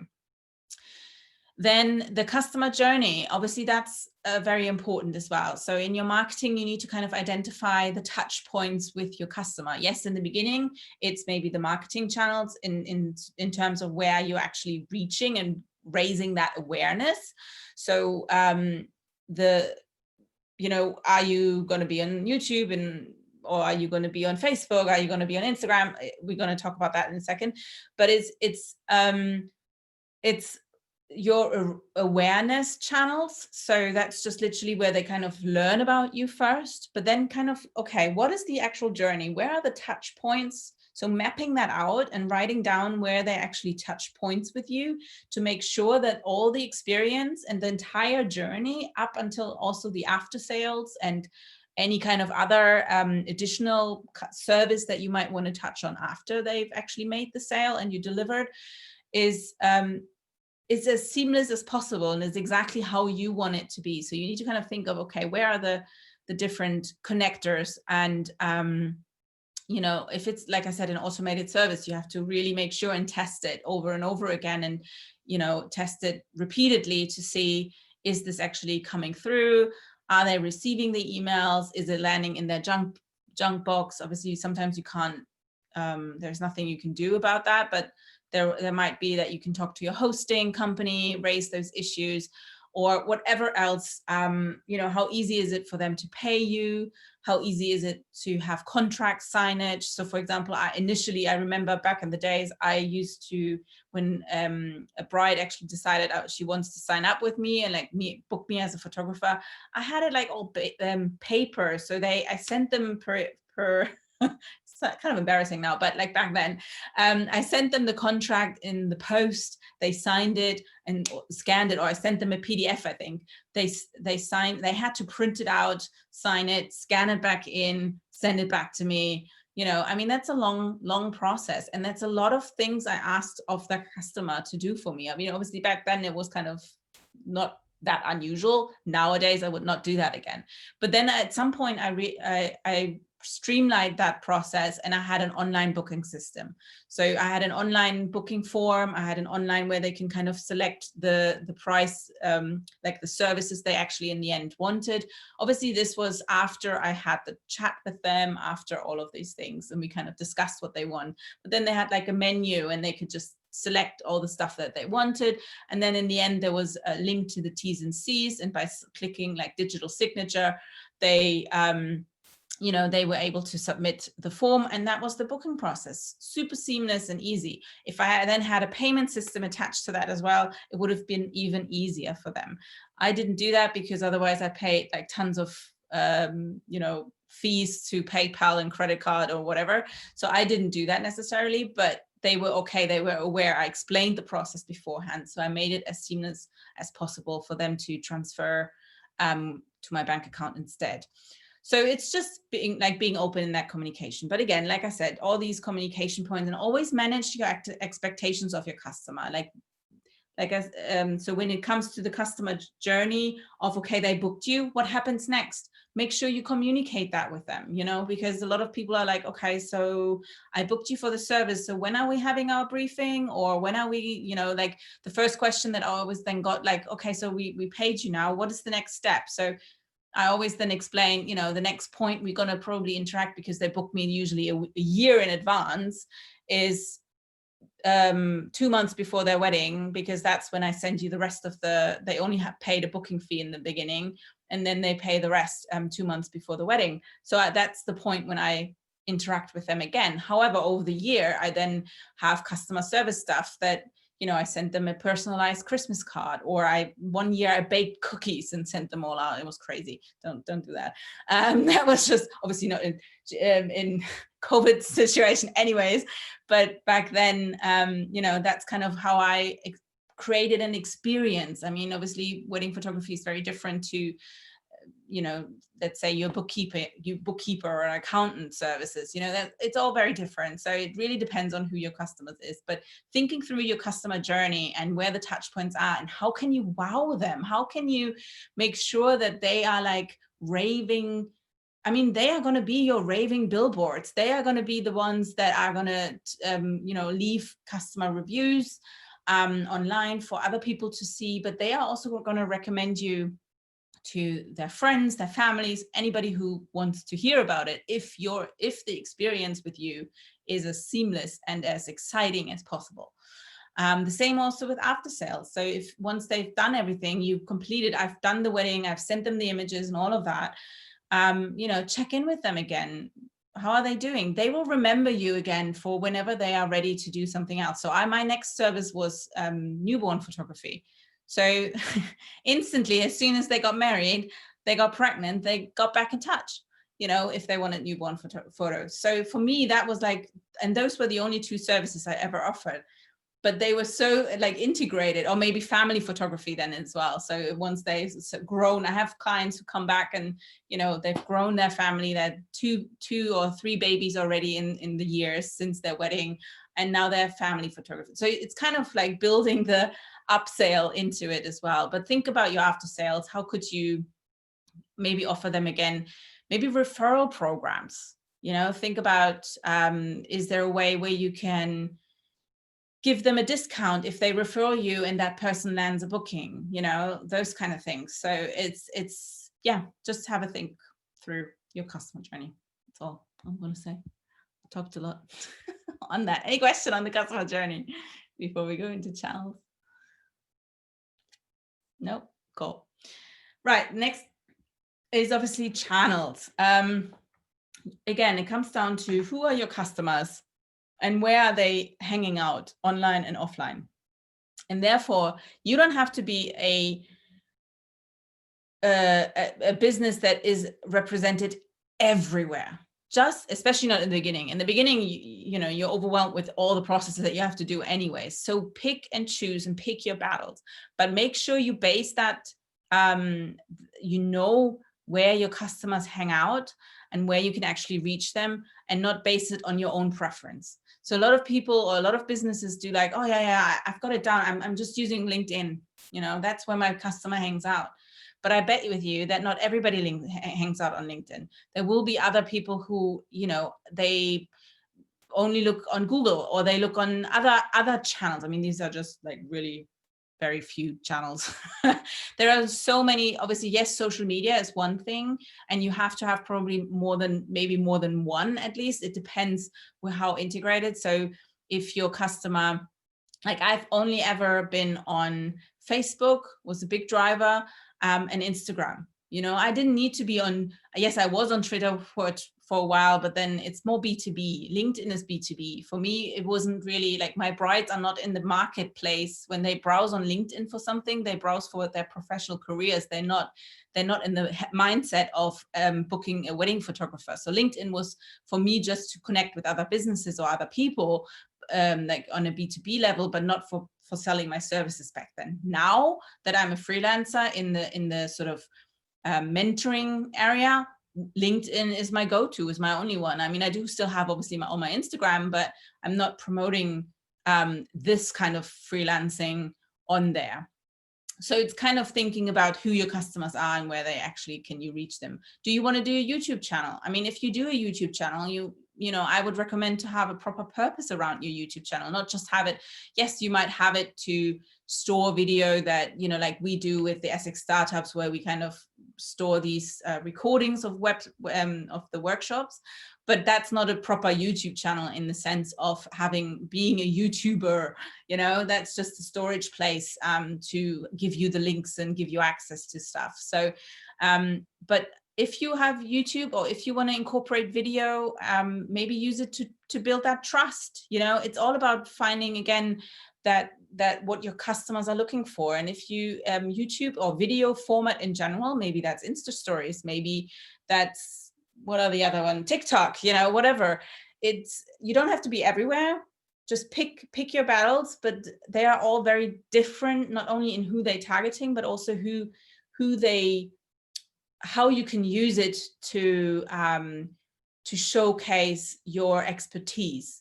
So Instagram obviously being a very visual one, but that's why, I mean, that's one thing, having like visual pictures and a grid and making it all pretty, and that's one thing obviously.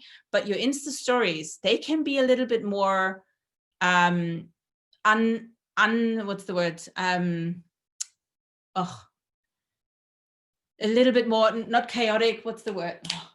Unpolished. They can be a little bit more unpolished in the sense of that you can show behind the scenes, you can be personal, you can, if you have something that, you know, that builds that personality around you, and that actually, again, builds that trust. People, there are so many on Instagram, especially people are, you know, not even going through feeds anymore. They love watching the Insta stories because it builds trust, because they can actually see you and they can actually like listen, hear your voice, listen what you have to say. If you have a message, if you want to build that trust behind this, show behind the scenes, tell them about, you know, sometimes I would sit, or back in the days, I would sit in my car before a wedding and just talk about, you know, how excited I am to start the wedding process, but also like I've just driven, I don't know, 4 hours to get here, and just being a little bit more, I mean, it's just, it sounds so boring, but that's, people love seeing behind the scenes. I mean, that's why it's such a big medium.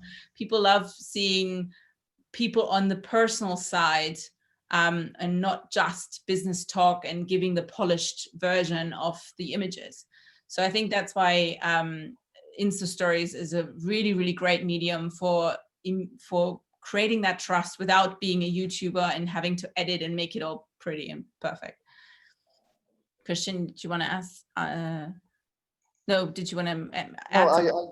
I just, if I was to add anything, I'm just going to say, Magda mentioned the type of people who are like, I'm going to choose this one platform and I'm going to advertise on it. I'm going to warn you against the other side, which is the person that says, I'm just going to advertise on everything. Yeah. Speaking from personal experience, even one platform will take up a lot of your time. You'll find you might even struggle to constantly put out content.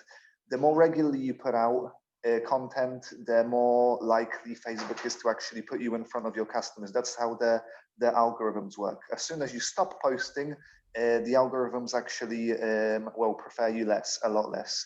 They'll show your content less. So you need to do it regularly, and the more channels you add to it, the more work you're creating for yourself. So much like Magda said, maybe select a few, the ones that fit you, and then roll with them. But what I would, yeah, absolutely. But I would say, and that's kind of on social media only, but as you can see, social media is only one aspect, it's only one channel. So yes, you might have Facebook, you might have Instagram, and that's a multiple, but there are multiple social media channels. Well, I think what you need to aim at is having at least 1 or 2 only social media channels, but then integrated. So that's the next slide, please. So integrated marketing, and we hear this probably all the time. What is integrated marketing? It's being available to different customers, because not everybody is on social media, and because of the algorithm, you don't want to put all your eggs in one basket and just put it on Facebook and you don't do anything else. But no, the integrated approach is you put it on Facebook, maybe also on Instagram, just because they have a nice link there, being the same company, but you can post to them quite quickly. But then have obviously your website. Have something where people can sign up to your newsletter, but the newsletter needs to be, if you do a newsletter every week, it needs to have a purpose, a different one to what you put out on social media. On your website, have a blog. You can write and stuff on blog. That's good for your SEO, for your search engine optimization. And again, yes, that's content that you can repurpose and obviously post on Instagram and Facebook, and also promote probably in your newsletter. But again, your newsletter should probably have more than just, oh yeah, here's my latest blog post. It needs to have a more a more unique approach in that. But as you can tell, all of it is kind of integrated. So all of it builds together, and you have customers that are on your email list, or future customers as well, interested people. Obviously, like I said, in order to get them on the newsletter list, you probably need to give something of value to them first to actually want to be on your newsletter list. But that comes with time as well. You're growing your newsletter list as you're growing your following on social media. But at least with the newsletter list, you own that. Whereas following on social media is always, it is a business driver, but it can also be a vanity, in the sense of you don't control this. As soon as Facebook changes their algorithm, you might, not reach even 10% of them anymore. So make sure you have customers in all of your integrated approaches. So, or at least awareness, you're raising awareness in all of them. And this might overwhelm a little bit. So start with, you know, having a website and a blog and maybe one social media channel. Then you're going to add a newsletter campaign to that. I mean, the newsletter campaign can also be like just the broadcast, the general, like talking to, you know, generally putting out content on the newsletter, but it actually could also be your sales funnel. So maybe you, depending on your service and whether that fits into your niche, you can create something that gives them, if it's a course for free, or if it's, I mean, we've kind of seen it so many times now and are probably all sick of it, but some of them still work. So if you have like a course or something that they sign up to, and then they get weekly emails on that specific topic, you're not going to sell to them. You're just giving them value for free. And then you have like a soft sell, like PS, by the way, you know, whatever, I'm also selling this, but it's a very soft approach. And then at the very end though, you've kind of built that trust with them already through that campaign. And then at the end, you can give them a little bit more of a hard sale. But that way, it's kind of easing them and building that trust on just a newsletter campaign, for example. But that's a funnel. I mean, we can talk about that for even like a whole boot camp just on how to create a funnel. So I don't want to overwhelm you on this, but just think about having an integrated marketing strategy. Think about your strategy first before you actually obviously start executing and how to actually do it. But I think that way I mean, there is a saying in marketing, you need to be, I think a customer needs to see your content 7 times before they react on anything. So just have a think about that. I mean, that's a lot of times they have to kind of interact with you before they even start thinking about buying from you. That statistic is a bit of an old one. It might have changed since digital is so prominent, but it's just in general to iterate that you have to you don't have to be everywhere and anywhere, but have very specific channels and make sure that they are kind of integrated in the process, in the sense of, you know, you have a website, you have a blog, the website and the blog help your SEO. So when then somebody in a local search engine in Google types something in, that you will start popping up for certain keywords, you know, things like that. That's also the same, like, even though Facebook, a lot of people move away from Facebook, but a large customer base is still on Facebook. And again, local search on Facebook, like they look for local businesses on Facebook. Or maybe your business, your freelance business, depending again on what your type of business is, could lend itself to create a community. So then sometimes the easiest approach is obviously doing Facebook groups with them. But that's for people who are really interested and they come into the community, or they are already your customers and they're going to you know, meet other customers in that group, or whatever the purpose. The group has to have obviously a very specific purpose to make sense. But that's kind of the integration process and how you need to approach your marketing. But it all comes down to knowing what your customer needs or wants, and then where they hang out in the channels, and then select those. I mean, TV might not be yours. TV is way too expensive. And you can't really, there's not a lot of KPIs, so you can't really, the key factors that of insights of what's actually driving the traffic, you know, on TV and radio is sometimes a little bit, or newspapers. It's like the traditional marketing, the traditional channels are less, you can drive less stats from them, whereas with digital marketing you can at least see instant, you can see open rates of emails, you can see, you know, websites visits if you integrate it with Google Analytics. You can see Facebook insights, you can see Instagram insights, you know, you immediately have the stats at your hand, and do look at those. Like, make sure you understand how Google Analytics works, or how those metrics on Facebook and stuff work, because it can give you so much insight as well. If you ever want to spend marketing on paid marketing, you need to understand, okay, what are the drivers? And then there's probably a little bit of trial and error to find a sweet spot, but make sure you review it. You're just not posting, you're not just spending £5 on Instagram for nothing really. So you need to always review your insights and see what works. How are they actually landing? Like, often just having it on your contact form, for example, have a field like, how did you find me? Not everybody will fill that out, but a lot of people will do. That already gives you a good insight, you know, on where they actually where have they heard from you or of you? Was it that somebody recommended you, or was it, oh yeah, I've just Google searched, or was it on Facebook, was it on Instagram, whatever. So you kind of get a little bit more insight where your customers are coming from. And that's obviously for marketing on a, in a 10-minute or 20-minute or whatever it was, nutshell. 4 hours to come on the 9th.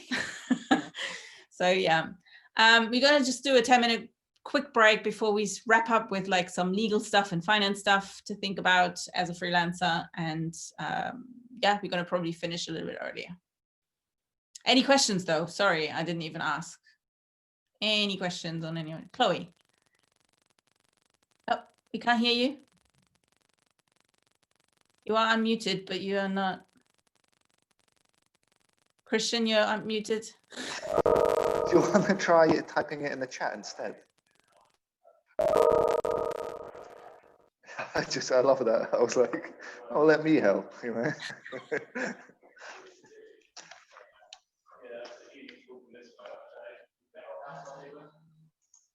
If you have a website, how can you get your website to come up?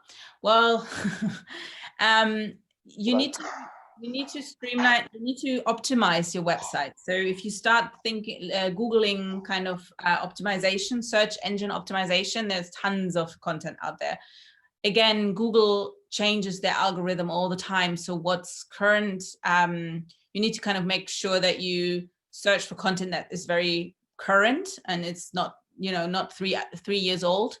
But normally, so what it normally does, just in a nutshell, is that you have to kind of optimize each page on your website. You have to have certain keywords. So you need to kind of, again, come back to your customers and understand what are they typing into Google when they're searching for it. They're not going to search for Chloe. They're going to search for, unless obviously they know you already and then just look want to see your website, but they're going to search for whatever your keywords are. So you need to kind of think, are you a localized service or are you open national? So if you're localized, make sure you also have keywords of your local area on your website so that people actually start seeing you locally. Have a Google business page as well. So that can feed into obviously your Google appearance. It used to be, and like I said, I haven't kept up with SEO, but it used to be super, super highly valuable if you get featured on other websites and they link to your website. So that way, especially if that website is a bigger website and it's like, it has a lot of reputation, that feed, if you have a link to your website from that other website, that's a reputation boost for your website. So then you get picked up higher in Google as well. If you update your content regularly, that's why I think a blog is so important. Again, your blog posts, you can also optimize for all of your keywords for that specific blog post though. Don't repeat keywords everywhere, the same one on each page. It has to be individual keywords because Google will punish you for that if you have 5 pages, all are exactly for the same keywords. So you need to kind of be aware of that. But your blog posts are really like, especially in wedding photography, for example, it was always optimize it for the venue. So if I were to post a blog post about this one wedding of Claire and I don't know, Adam, then I wouldn't necessarily obviously do it for them. I would optimize it for wherever they got married. And then when people search, when other brides search for that venue, my blog post would come up somewhere and then they see the images and then they look on my web, then obviously see my website and kind of, oh, you know, she's also already has shot here before as well. So it's kind of optimizing for those kind of things. Does that make sense, Chloe? Cool. Liam, how you mentioned that you used a booking form. Do you have any recommendations? I used so it was just a form. So I just used a plugin on my website. It again depends on where your website is hosted, whether you are a WordPress user or whether you're Squarespace or Wix or whatever. But if you are a WordPress.org user, so you have a self-hosting website and you installed WordPress on it, there are tons of plugins. The one that I used is Gravity Forms. I really like them because they make it very simple, but they're also beautiful. And then I just integrated them on a page and literally people, like I have text there, fill out the form, it's just a form. You can also use Google Forms, Typeform, I think is a brand as well you can use. Does that help you, Liam? I think overall, it depends who you're using and how you want to integrate it. Does that? Great, thanks. Okay, cool.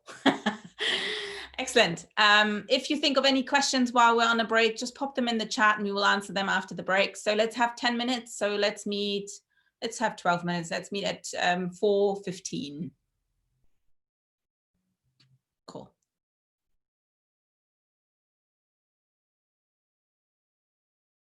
Hi, everyone. Yeah, if you could come back, put on your cameras, let us know in your chat or in, reactions that you're back. Let me know you're back and we can continue.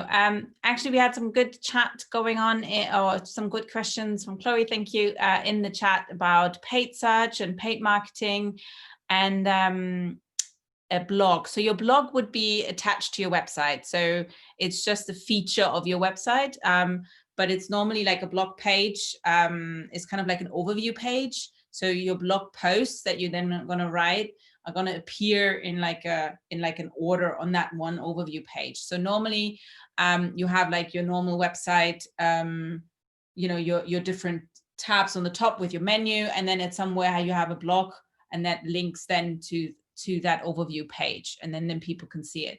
But what it does for your search engine, obviously, it just drives people from whatever their search was, and they see that blog post, they can then obviously easily navigate to anything else on your website, and that's kind of how you gain that traffic coming in. Did that make sense? Yeah, cool.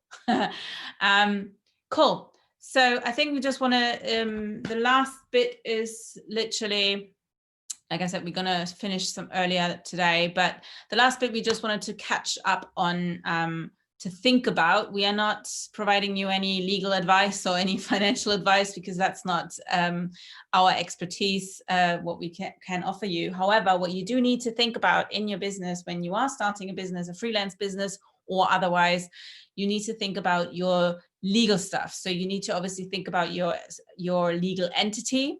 If you are a freelancer, most likely you're going to be a sole trader, or maybe you start as a sole trader, which means that you're self-employed, but you need to register as such.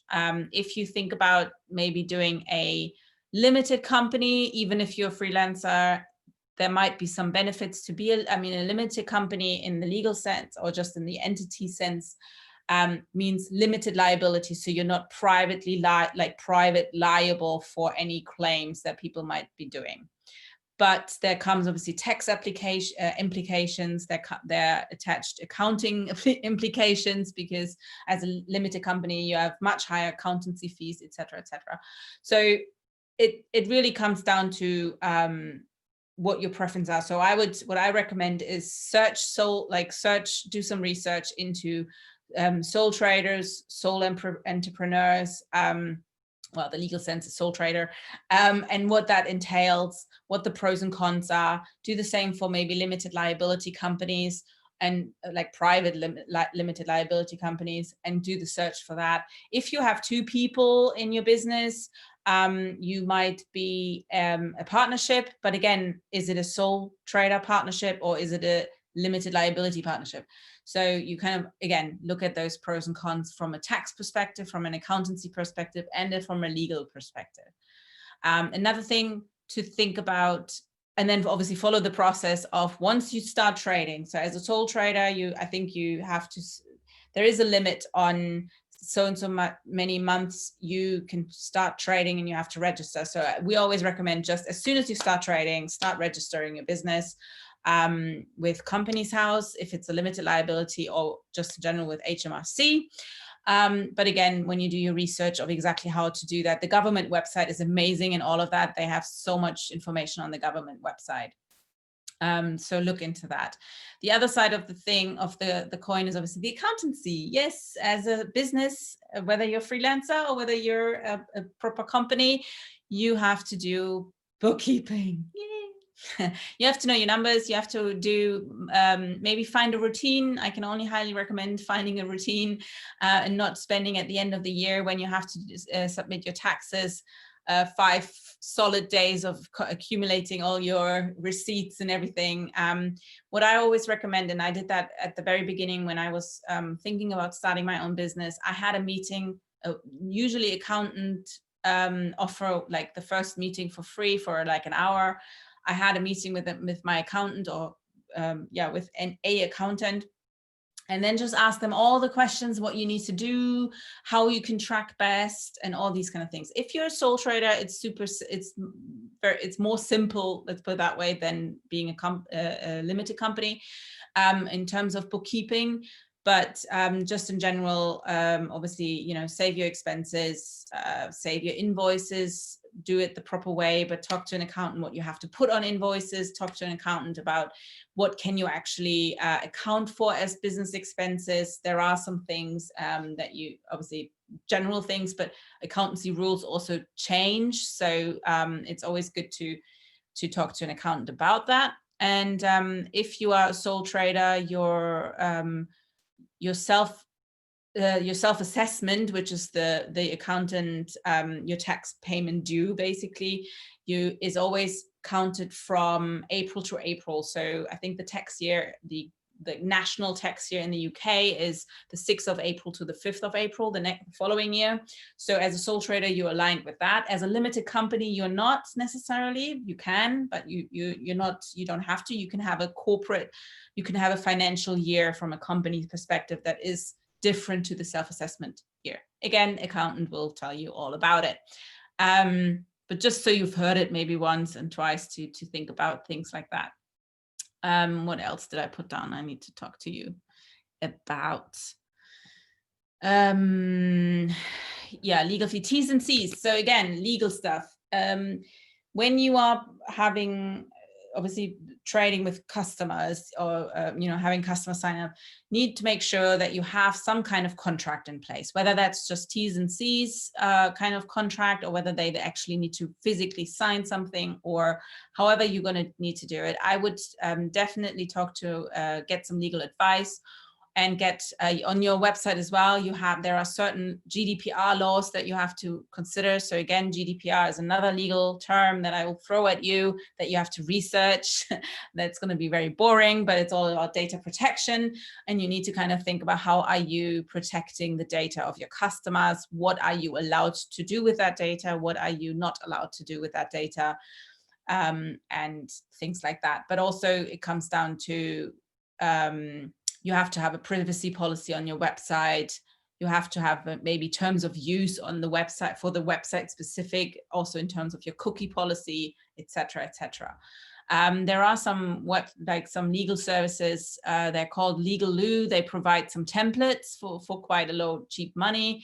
They're a legal office in Colchester, but they are giving these templates out. But they are just templates. So make sure that you do your research, or you seek legal advice on whether your contracts are kind of bulletproof, or at least, that you're not gonna, have major things. I mean, it comes also with experience, when you do this business a little bit longer, what needs to, when you have a customer who always cancels, and always cancels 24 hours without giving you enough notice. Put that into your contract. They have to give you enough notice. Define. The contracts are usually just literally making it very, very clear for you and for them what they have to do in certain situations. If they want to complain, what is the process of complaining? GDPR again is about data protection, and this data subject, which is in this case could be your potential client or somebody who signed up for your newsletter. They have the right to tell you to delete the data unless you're contractually bound. Obviously, then you have to keep the data for 6 years, blah, blah, blah. But it's just about knowing, and the contract and the policies that you're going to put in place, they are all about informing your customer and having a customer expectation, managing that expectation, and knowing what you can and can't do. So it's it's definitely a big point that you have to kind of get behind. You only do it once, and then you kind of understand it better, but you have to understand what the legal implications are for certain things. Another thing is insurances. You have, as a business, you have to have business insurances, and that's probably public liability and probably also professional indemnity insurance, and potentially also other insurance depending on your industry. So you need to do your research into that. But as a business, insurance is key. I mean, yeah, just do that. You have to think about those things. Accountancy fees, obviously, yes, you will, if you have an accountant, you will incur accountancy fees. So when it comes to your financing and finances, you need to think about that and consider how much, and find a chartered accountant that you want to work with. I can highly, for your bookkeeping though, I can highly recommend QuickBooks, but there are also other services that do similar things, like Xero, spelled with an X, or some other apps. But make sure that if you are using an accountant, that they can access that data. Otherwise, you're going to download your data from QuickBooks and then send them over. But usually QuickBooks and Xero are very like the standard of all industries. And it's the bookkeeping. I used to do it on spreadsheets. And for the first 3 years probably, and that's fine too. But when I then finally invested into QuickBooks, I kind of thought, why did I not do this before? So it can help you so much with your bookkeeping, because you can literally attach your accounts to your bank accounts to it. You can see exactly which are private expenses that you're not going to count obviously in your business, which you can, it's like almost like a swipe. I think it's a swipe action that you literally do. So very familiar with swiping. You can attach your expenses on, like the expense receipts onto that. It can track your mileage. If you're doing business mileage in your car, you can track that and ask you like, was this a business trip? And then you could count for that, and it puts it in. So it's super, super easy to stay on top of your bookkeeping when you start a business. Another thing, again, when you are a sole trader, and the accountant will probably tell you that when you're a sole trader, at least as, again, do your research, please. In the last few years, I remember that if you're a sole trader, you don't have to have a business account. When you're a legal limited company, you have to start a business account. So it's also, again, to think about those things. But in general, I would, even if you're a sole trader and you don't need to have a business account, I would still consider having one, because you're actually separating that and operating as a proper business. It gets very muddy if it's all in one account, and it gets all very, yeah. That's just some tips on the side. And that's really it on legal stuff and finance stuff. Any questions on this? You might have a lot, but I will always refer you, seek legal advice, seek an accountant, Google research. They're your friends. No? Okay, cool. Then in the end, we just wanted to touch on some practical tips. It's not going to be very, very extensive list, but just a few one. If you are having literally a freelancer and you want to advertise your freelancing site services, there are freelancing sites. It really depends again on what you're actually offering. If you are like a VA, for example, you can also put your there are specific websites you can advertise, or you can put up your services. Obviously they are going to take a transaction fee, but then again, you don't have to do certain marketings for that. So you get, there's a trade-off on that. There are websites like Upwork, Fiverr, Freelancer, People Per Hour, TopTill, Guru. I'm just leading up 99 Designs. I just have a huge list. So research some freelance websites that provide that kind of service, where they connect you to customers. That could be an easy way for you to gain some customers as well. While you're optimizing your website, while you're doing all that, you can also already start working as a freelancer via those kind of sites. Obviously, probably with the loss of money. But initially, if you are building your portfolio, it might be a good way to work in that. So that's just a little bit side. The next slide is just about put together some resource. Oh, are they animated? I didn't know that they were animated. Some resources together. So there are Hootsuite is just as a representative or a representative example, really. Hootsuite is a social media posting scheduler. So there are also others like Buffer or Later or can't even remember. There's so many of them, but they offer, usually what they do offer is like a, oh, I can hear myself twice, Christian, I don't know. Since Sorry? I can hear myself echo. Oh, is it me, is it? Oh, sorry, my apologies. But Hootsuite is, they usually, or all of them most usually have like a certain amount posting schedule for free, and then obviously you have to pay, but it's a good way to batch timing your, so if you work on your social media strategy, to batch it in per week, and you don't have to spend like every, oh shit, I've forgotten to post something, or and then quickly do stuff ad hoc. So that can really help you with your time management. Canva is a great design tool. It obviously it's not as good as hiring a designer for logo stuff, but it is really good in terms of having, you can like design your ads or your posts, really lovely designs. They have lots and lots of templates that are for free. There are obviously also a lot of things that are for paid, but like I love Canva because it just is so easy to use, and you can customize it to the most extent with your brand colors, and yeah, you can do brochures in there as well. You can, if you want to have a customer brochure, that like a PDF brochure that you send out to your customers, you can easily design in there. So if you don't have InDesign or Photoshop skills, Photoshop maybe not so much, but Canva can help you with your designs, and it's for free for most part. MailerLite is an email marketing manager. So if you want to set up your own email list building and email like newsletter delivery, MailerLite is for free, up to, I believe, 1,000 contacts. So that might be a good option. There are obviously tons and tons of like MailChimp, but MailChimp have just recently revamped the entire free offer, and it's not as good anymore because you can't do the automation. You have to pay for automation. So if you have, for example, lead magnet, what we call like, that free PDF, like we talked before, when you want to build your newsletter list, you want to attract people to your newsletter list, and you offer something for free in exchange, that automated process of, that they sign up and then they get an automated email, that's called automated service or automation in these email. That's why email marketing companies or services like MailerLite would work really well, because you don't have to sit there and send out the PDF manually.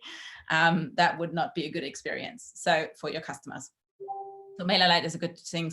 If you are kind of a person that loves organizing, planning, and obviously time management skills, Trello is a really good tool for having different, it's kind of working. You can use Trello in so many different ways.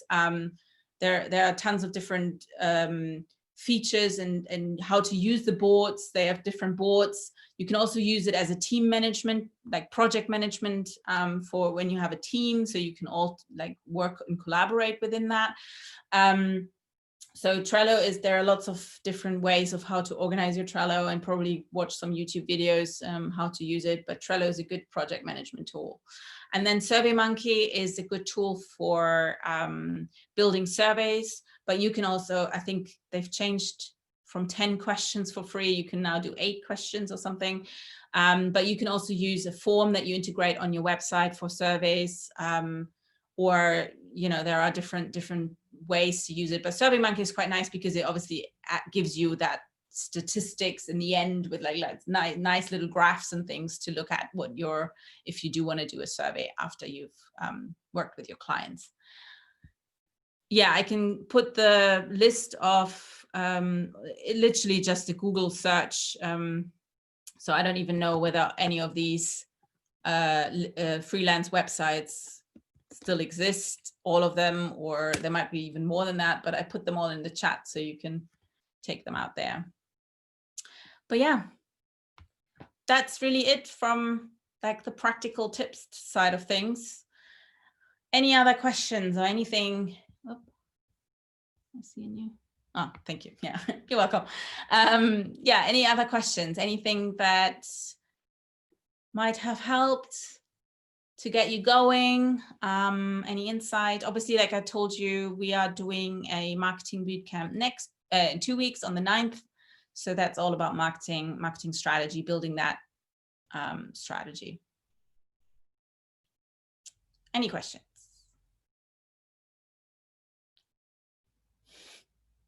No? I've got a question. Yeah, go. What would you say are some of the most misleading things about freelancing? Sort of images created about freelancing, such as, like, for example, like if you were to think about freelancing, say in the context of like an Instagram, like you'd usually be looking at pictures of, like, you know, a cocktail like on a beach somewhere in a tropical scenery. Or you mean like when you are a freelancer and you think of like working remotely from everywhere and it's like a luxury life? Is that what you're getting at? Yeah, that perception. That's just an example. Yeah, okay. Yeah, I think people do underestimate how much work freelancing can be. It really comes down to what your priorities are. I mean, are you doing this next to a full-time job and starting to build something to then eventually, you know, take that over? Or are you is remote working and traveling the world, is that really what you want to do? I mean, there are jobs that you can do. It just comes down to if the business is suited for that, but do not underestimate the time it takes to build that business first. And obviously it depends again, how many clients are you going to take on? If you're taking a lot of clients on, you know, you might not have the time to travel the world and do that. If it's seasonal work, like photography, like the wedding photography for me, like I've kept on discussing, if it's seasonal work, I had usually off or I had less weddings. Oftentimes I literally had it all bulk during the summer and maybe early autumn. And then in the sort of my earliest wedding was April, March, or March, April, sorry. So January I took off and traveled, you know, things like that. But then the money that I'm earning in those like really bulky sort of thing, that has to last me for the rest of the year. So you need to kind of account that into your pricing, into your, how many clients are you taking on and things like that. But there are ways, I mean, you need to, it comes really down, like, what are you offering? Who are your clients and what you want from this business? It comes down to what is your why? Why are you doing this? Who do you want to serve? And yeah, what is the life that you want? You are the creator of that life. So it really depends. But managing expectations, not everybody who's posting those cocktail images is definitely that's a nice to have, but not often the reality. Also, what people don't forget, those posts are often not the real. Like, we all know that so much is fake on like Instagram, not fake as in like really misleading, but they show the good sides only. So don't compare. That's another thing. Don't fall into the trap of comparisonitis. It will create overwhelm you, and it will also create kill your creativity. But also, it's just, you're showing the best, you're putting the best out there. So the back end might look completely different. Like, don't compare your back end to someone 5 years down the line in their front end, but they are only going to show you the nice things because obviously they want to attract a certain clientele. They're not going to show you maybe all their struggles, but yeah. So it's there is a discrepancy and a lack between the two. Can I just chip in with something as well? I think it's the expectation that you're going to be earning more money from day one rather than taking the time to build your experience in your portfolio. A lot of the time we have this expectation of how much money we'd like to earn, and when you start as a freelancer, you have to wind that in a little bit. When I started my freelance business, I sort of do copywriting. I started off charging £15 an hour.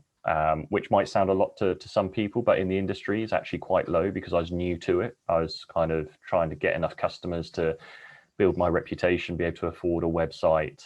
I actually went through one of the websites Magda suggested, which is Upwork, which served its purpose, but it's also a race to the bottom because clients are often looking for the cheapest person that they can get to do the work.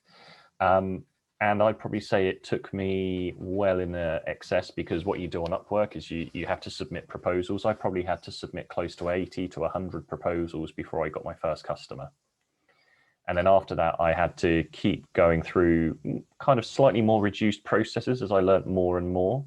And I understood more about the site. So those sites are really good, but you need to take time to understand how to target the right customers for what you're looking to earn as well. And this is by no means to brag about it, because it's not meant to, but every time I got to a certain number of positive reviews, I'd then increase my hourly rate by £5 an hour. Yeah. Because I had that social proof through these websites that actually I was worth increasing my amount. And you'll often get people turn around and say, I can't afford that. And the risk is that you give in to working for what they say they can afford versus what you're worth. And I think that's a common trap as well. You don't want to risk working at a lower rate than what your skills are actually determined as by the market value, because people will always try and drive a bargain. I think kind of that links in a little bit to Zainab's question about how do you deal with seasonal clients. It's about recognizing that you have to adapt. So there's no such thing as a season. There is just a customer, a project, a delivery date, and it's that on repeat. You'll probably work. I was in photography. I was asked a lot about, oh yeah, we are off season in the winter, so can we have cheaper prices? No, it's the same service. So they're not going to get, yes, it's maybe less in demand that particular weekend, but it's still, my service is still the same. I'm still going out there for 12 hours and shooting the wedding and doing all that. So my service doesn't change. Yeah. And it's having confidence in your abilities. So I kind of said that I started charging £15 an hour at my peak. Again, this is just to sort of say that you have to understand what you would like to earn versus what it's likely you will start earning. At my peak, I was charging £50 an hour just for a copywriting service. And people would often say, how can it be worth £50 an hour for you to write stuff for me? And my response was always the same. I'd always say, go and look at my testimonials, go and look at the people who've reviewed. The reason I'm worth that is because of the difference I make. It doesn't matter if you're a business consultant, doing social media marketing, whether or not you're a coder, website designer, anything like that. You have to demonstrate that social proof. And once you get to a certain point, don't accept people telling you you're too expensive. If other people are willing to pay what you believe you're worth and you've demonstrated that, you need to find the process of finding more customers that are willing to pay what you're worth. One of the things I also did, which it was more kind of came about by luck, and it was going onto LinkedIn, and then where you've got the search bar where you can find people, I used to type recommend a copywriter. So people would write posts saying, can anyone recommend a web designer, app developer, anything like this? So for me, my particular business, I was looking for people who were looking for copywriters, and they'd sort of look, and then I'd always see if there was someone in my network who could make an introduction. And if there wasn't, I would always have a tailored proposal ready to go to that person for their business. So I'd spend a little bit of time to go and see what the business was about, tailor my proposal. And again, I think that comes back to something I didn't know early days. When you're using some of these sites, as I was just using a copy and paste boilerplate just to kind of apply for as many projects as possible. The moment I started to tweak, adjust, and kind of make it more relevant to the person who had posted that advert, that was when I really started to get to that tipping point. So again, you have to spend some time in the development process, because you will not go onto one of these websites unless you're really lucky, apply for the first job at a rate or an hourly rate or a project rate that you're happy with, and get it on day one. It will take time. Yeah. And also like you said, with like you increased every five reviewers, you increased your prices. I did exactly the same in terms of every time I booked with that price a certain number of weddings, I would start increasing, because I would get those, you know, those bookings. And then also obviously over the years with experience, initially, yes, I had very much, or at much lower prices than I started out with. I didn't want to, like, do your research in what the industry standard is, but also think about, you know, what you're worth, what your own worth is. Like, don't underestimate, sometimes industry standards can be really, really low, but there are customers also, there are customers who are willing to pay for things. And yes, in the beginning, you might have a lower price, like we said, because you're going to build that portfolio. You're going to build, maybe even you have some for free clients at the very beginning, because you just want to start having something that you can put on your website to showcase your expertise. But then as soon as you get more bookings and stuff, start knowing what your value is behind all that. And then, yeah, just work your way up. I mean, in the beginning, yeah, I think my wedding service was 1,100 or whatever. And then it ended up being, with loads of extra services like engagement shoot and whatnot, everything was thrown in there. And then over the years, I ended up at 1,800. So, and without anything, that was just purely the photos. So they added on top later. So that's just, you know, and this is just something that you gain with experience in your market. When you operate in the market, that's where you get to. Yeah. Any other questions? Any advice for gaining your first wave of clients? For example, if you were starting with no leads, no real leads, and therefore have no reviews for people, and gain trust in your service. I mean, have your bases ready. So like have a website, a website in this sense will be your kind of your business card. You know, it's like the virtual business card to see who you are, that you're a real business, and that, or like a real person, that you're not something that, you know, is just on the whim kind of thought, oh, I'm going to be a copywriter, or I'm going to be a website designer, that you have something there. Maybe have some friends that you do website. I mean, it depends on your business. It really depends on what you are, like what your service is. But if you're a website designer, for example, maybe find some first friends who you can do a website for, or you design some dummy websites that you can showcase on your website first. And then you, I would start building that following, start building that brand online. You're not going to get immediately maybe the instant your first client on the first day. You have to kind of put the work first and build that little foundation to then be able to attract those clients. And like we said, I mean, you can go obviously on one of these freelance websites to just maybe get some work that way, but even that, they are not for free, in the sense of, like Andy was saying, you have to spend quite a lot of time to research things, how to write those proposals, etc., etc. So you might as well invest that time in building your brand, building your personal brand, building that trust with your customer online. And a lot of them will also take 20% of your hourly rate or project rate, so whatever you decide. So they are a good place to start if you're willing to accept that as a negative consequence. But again, you really need to weigh up the pros and cons. You can just also speak to friends of the family if you know anyone who's running their own business, and see if there's some small project work you can do. Never advocate doing anything for free. So even if it's just for a nominal, you know, £15, £25, depends on the project. But you'd be surprised how often people come out when you're first sort of starting a business, and there's that opportunity to do some sort of small sort of testing pieces of work for them as well. Yeah. When I announced that I was wanting to do wedding photography, how many friends have like come my way to like, oh, can we have book you for free? So maybe the first one I did for free, I do admit, but then that was my portfolio building. And then, you know, the next one was a little bit of a nominal price, and then the next one was higher, and the next one was higher. And that's just how it went from there. But like I said before, also, again, comes from your industry. Know your customer. Like I told you before with my wedding fair example, that was in my very first year, like after I've done the free ones, that was the first thing. Like I booked that year, I was starting to really get a lot of like really good paying clients because of that wedding fair, or those wedding fairs I then started going to. And that was a really like niche thing, but that drove the customers to me. So it's just thinking about things that, you know, yes, online, but like we said, online is sometimes can be hard and everybody's shouting.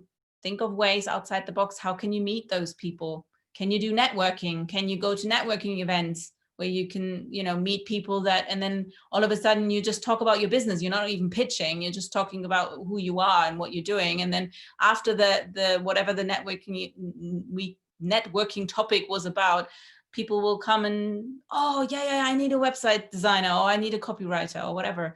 So just be, yeah, doing things like that can sometimes help as well.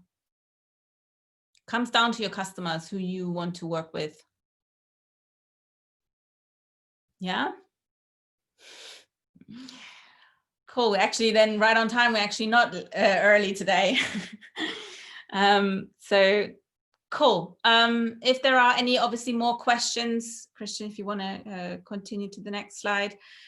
We are doing some more events coming up just before Christmas. So we have obviously Freelancer we did today, but on next week's Wednesday, we are doing a mini bootcamp about sustainability. So if you want to go to that, we have a startup weekender coming. So on the 5th and 6th of December, which is the first weekend, we are doing a big weekender. So you learn all about how to build from your initial, because the weekenders are kind of build on top of each other. So we had an idea creation weekender back in October.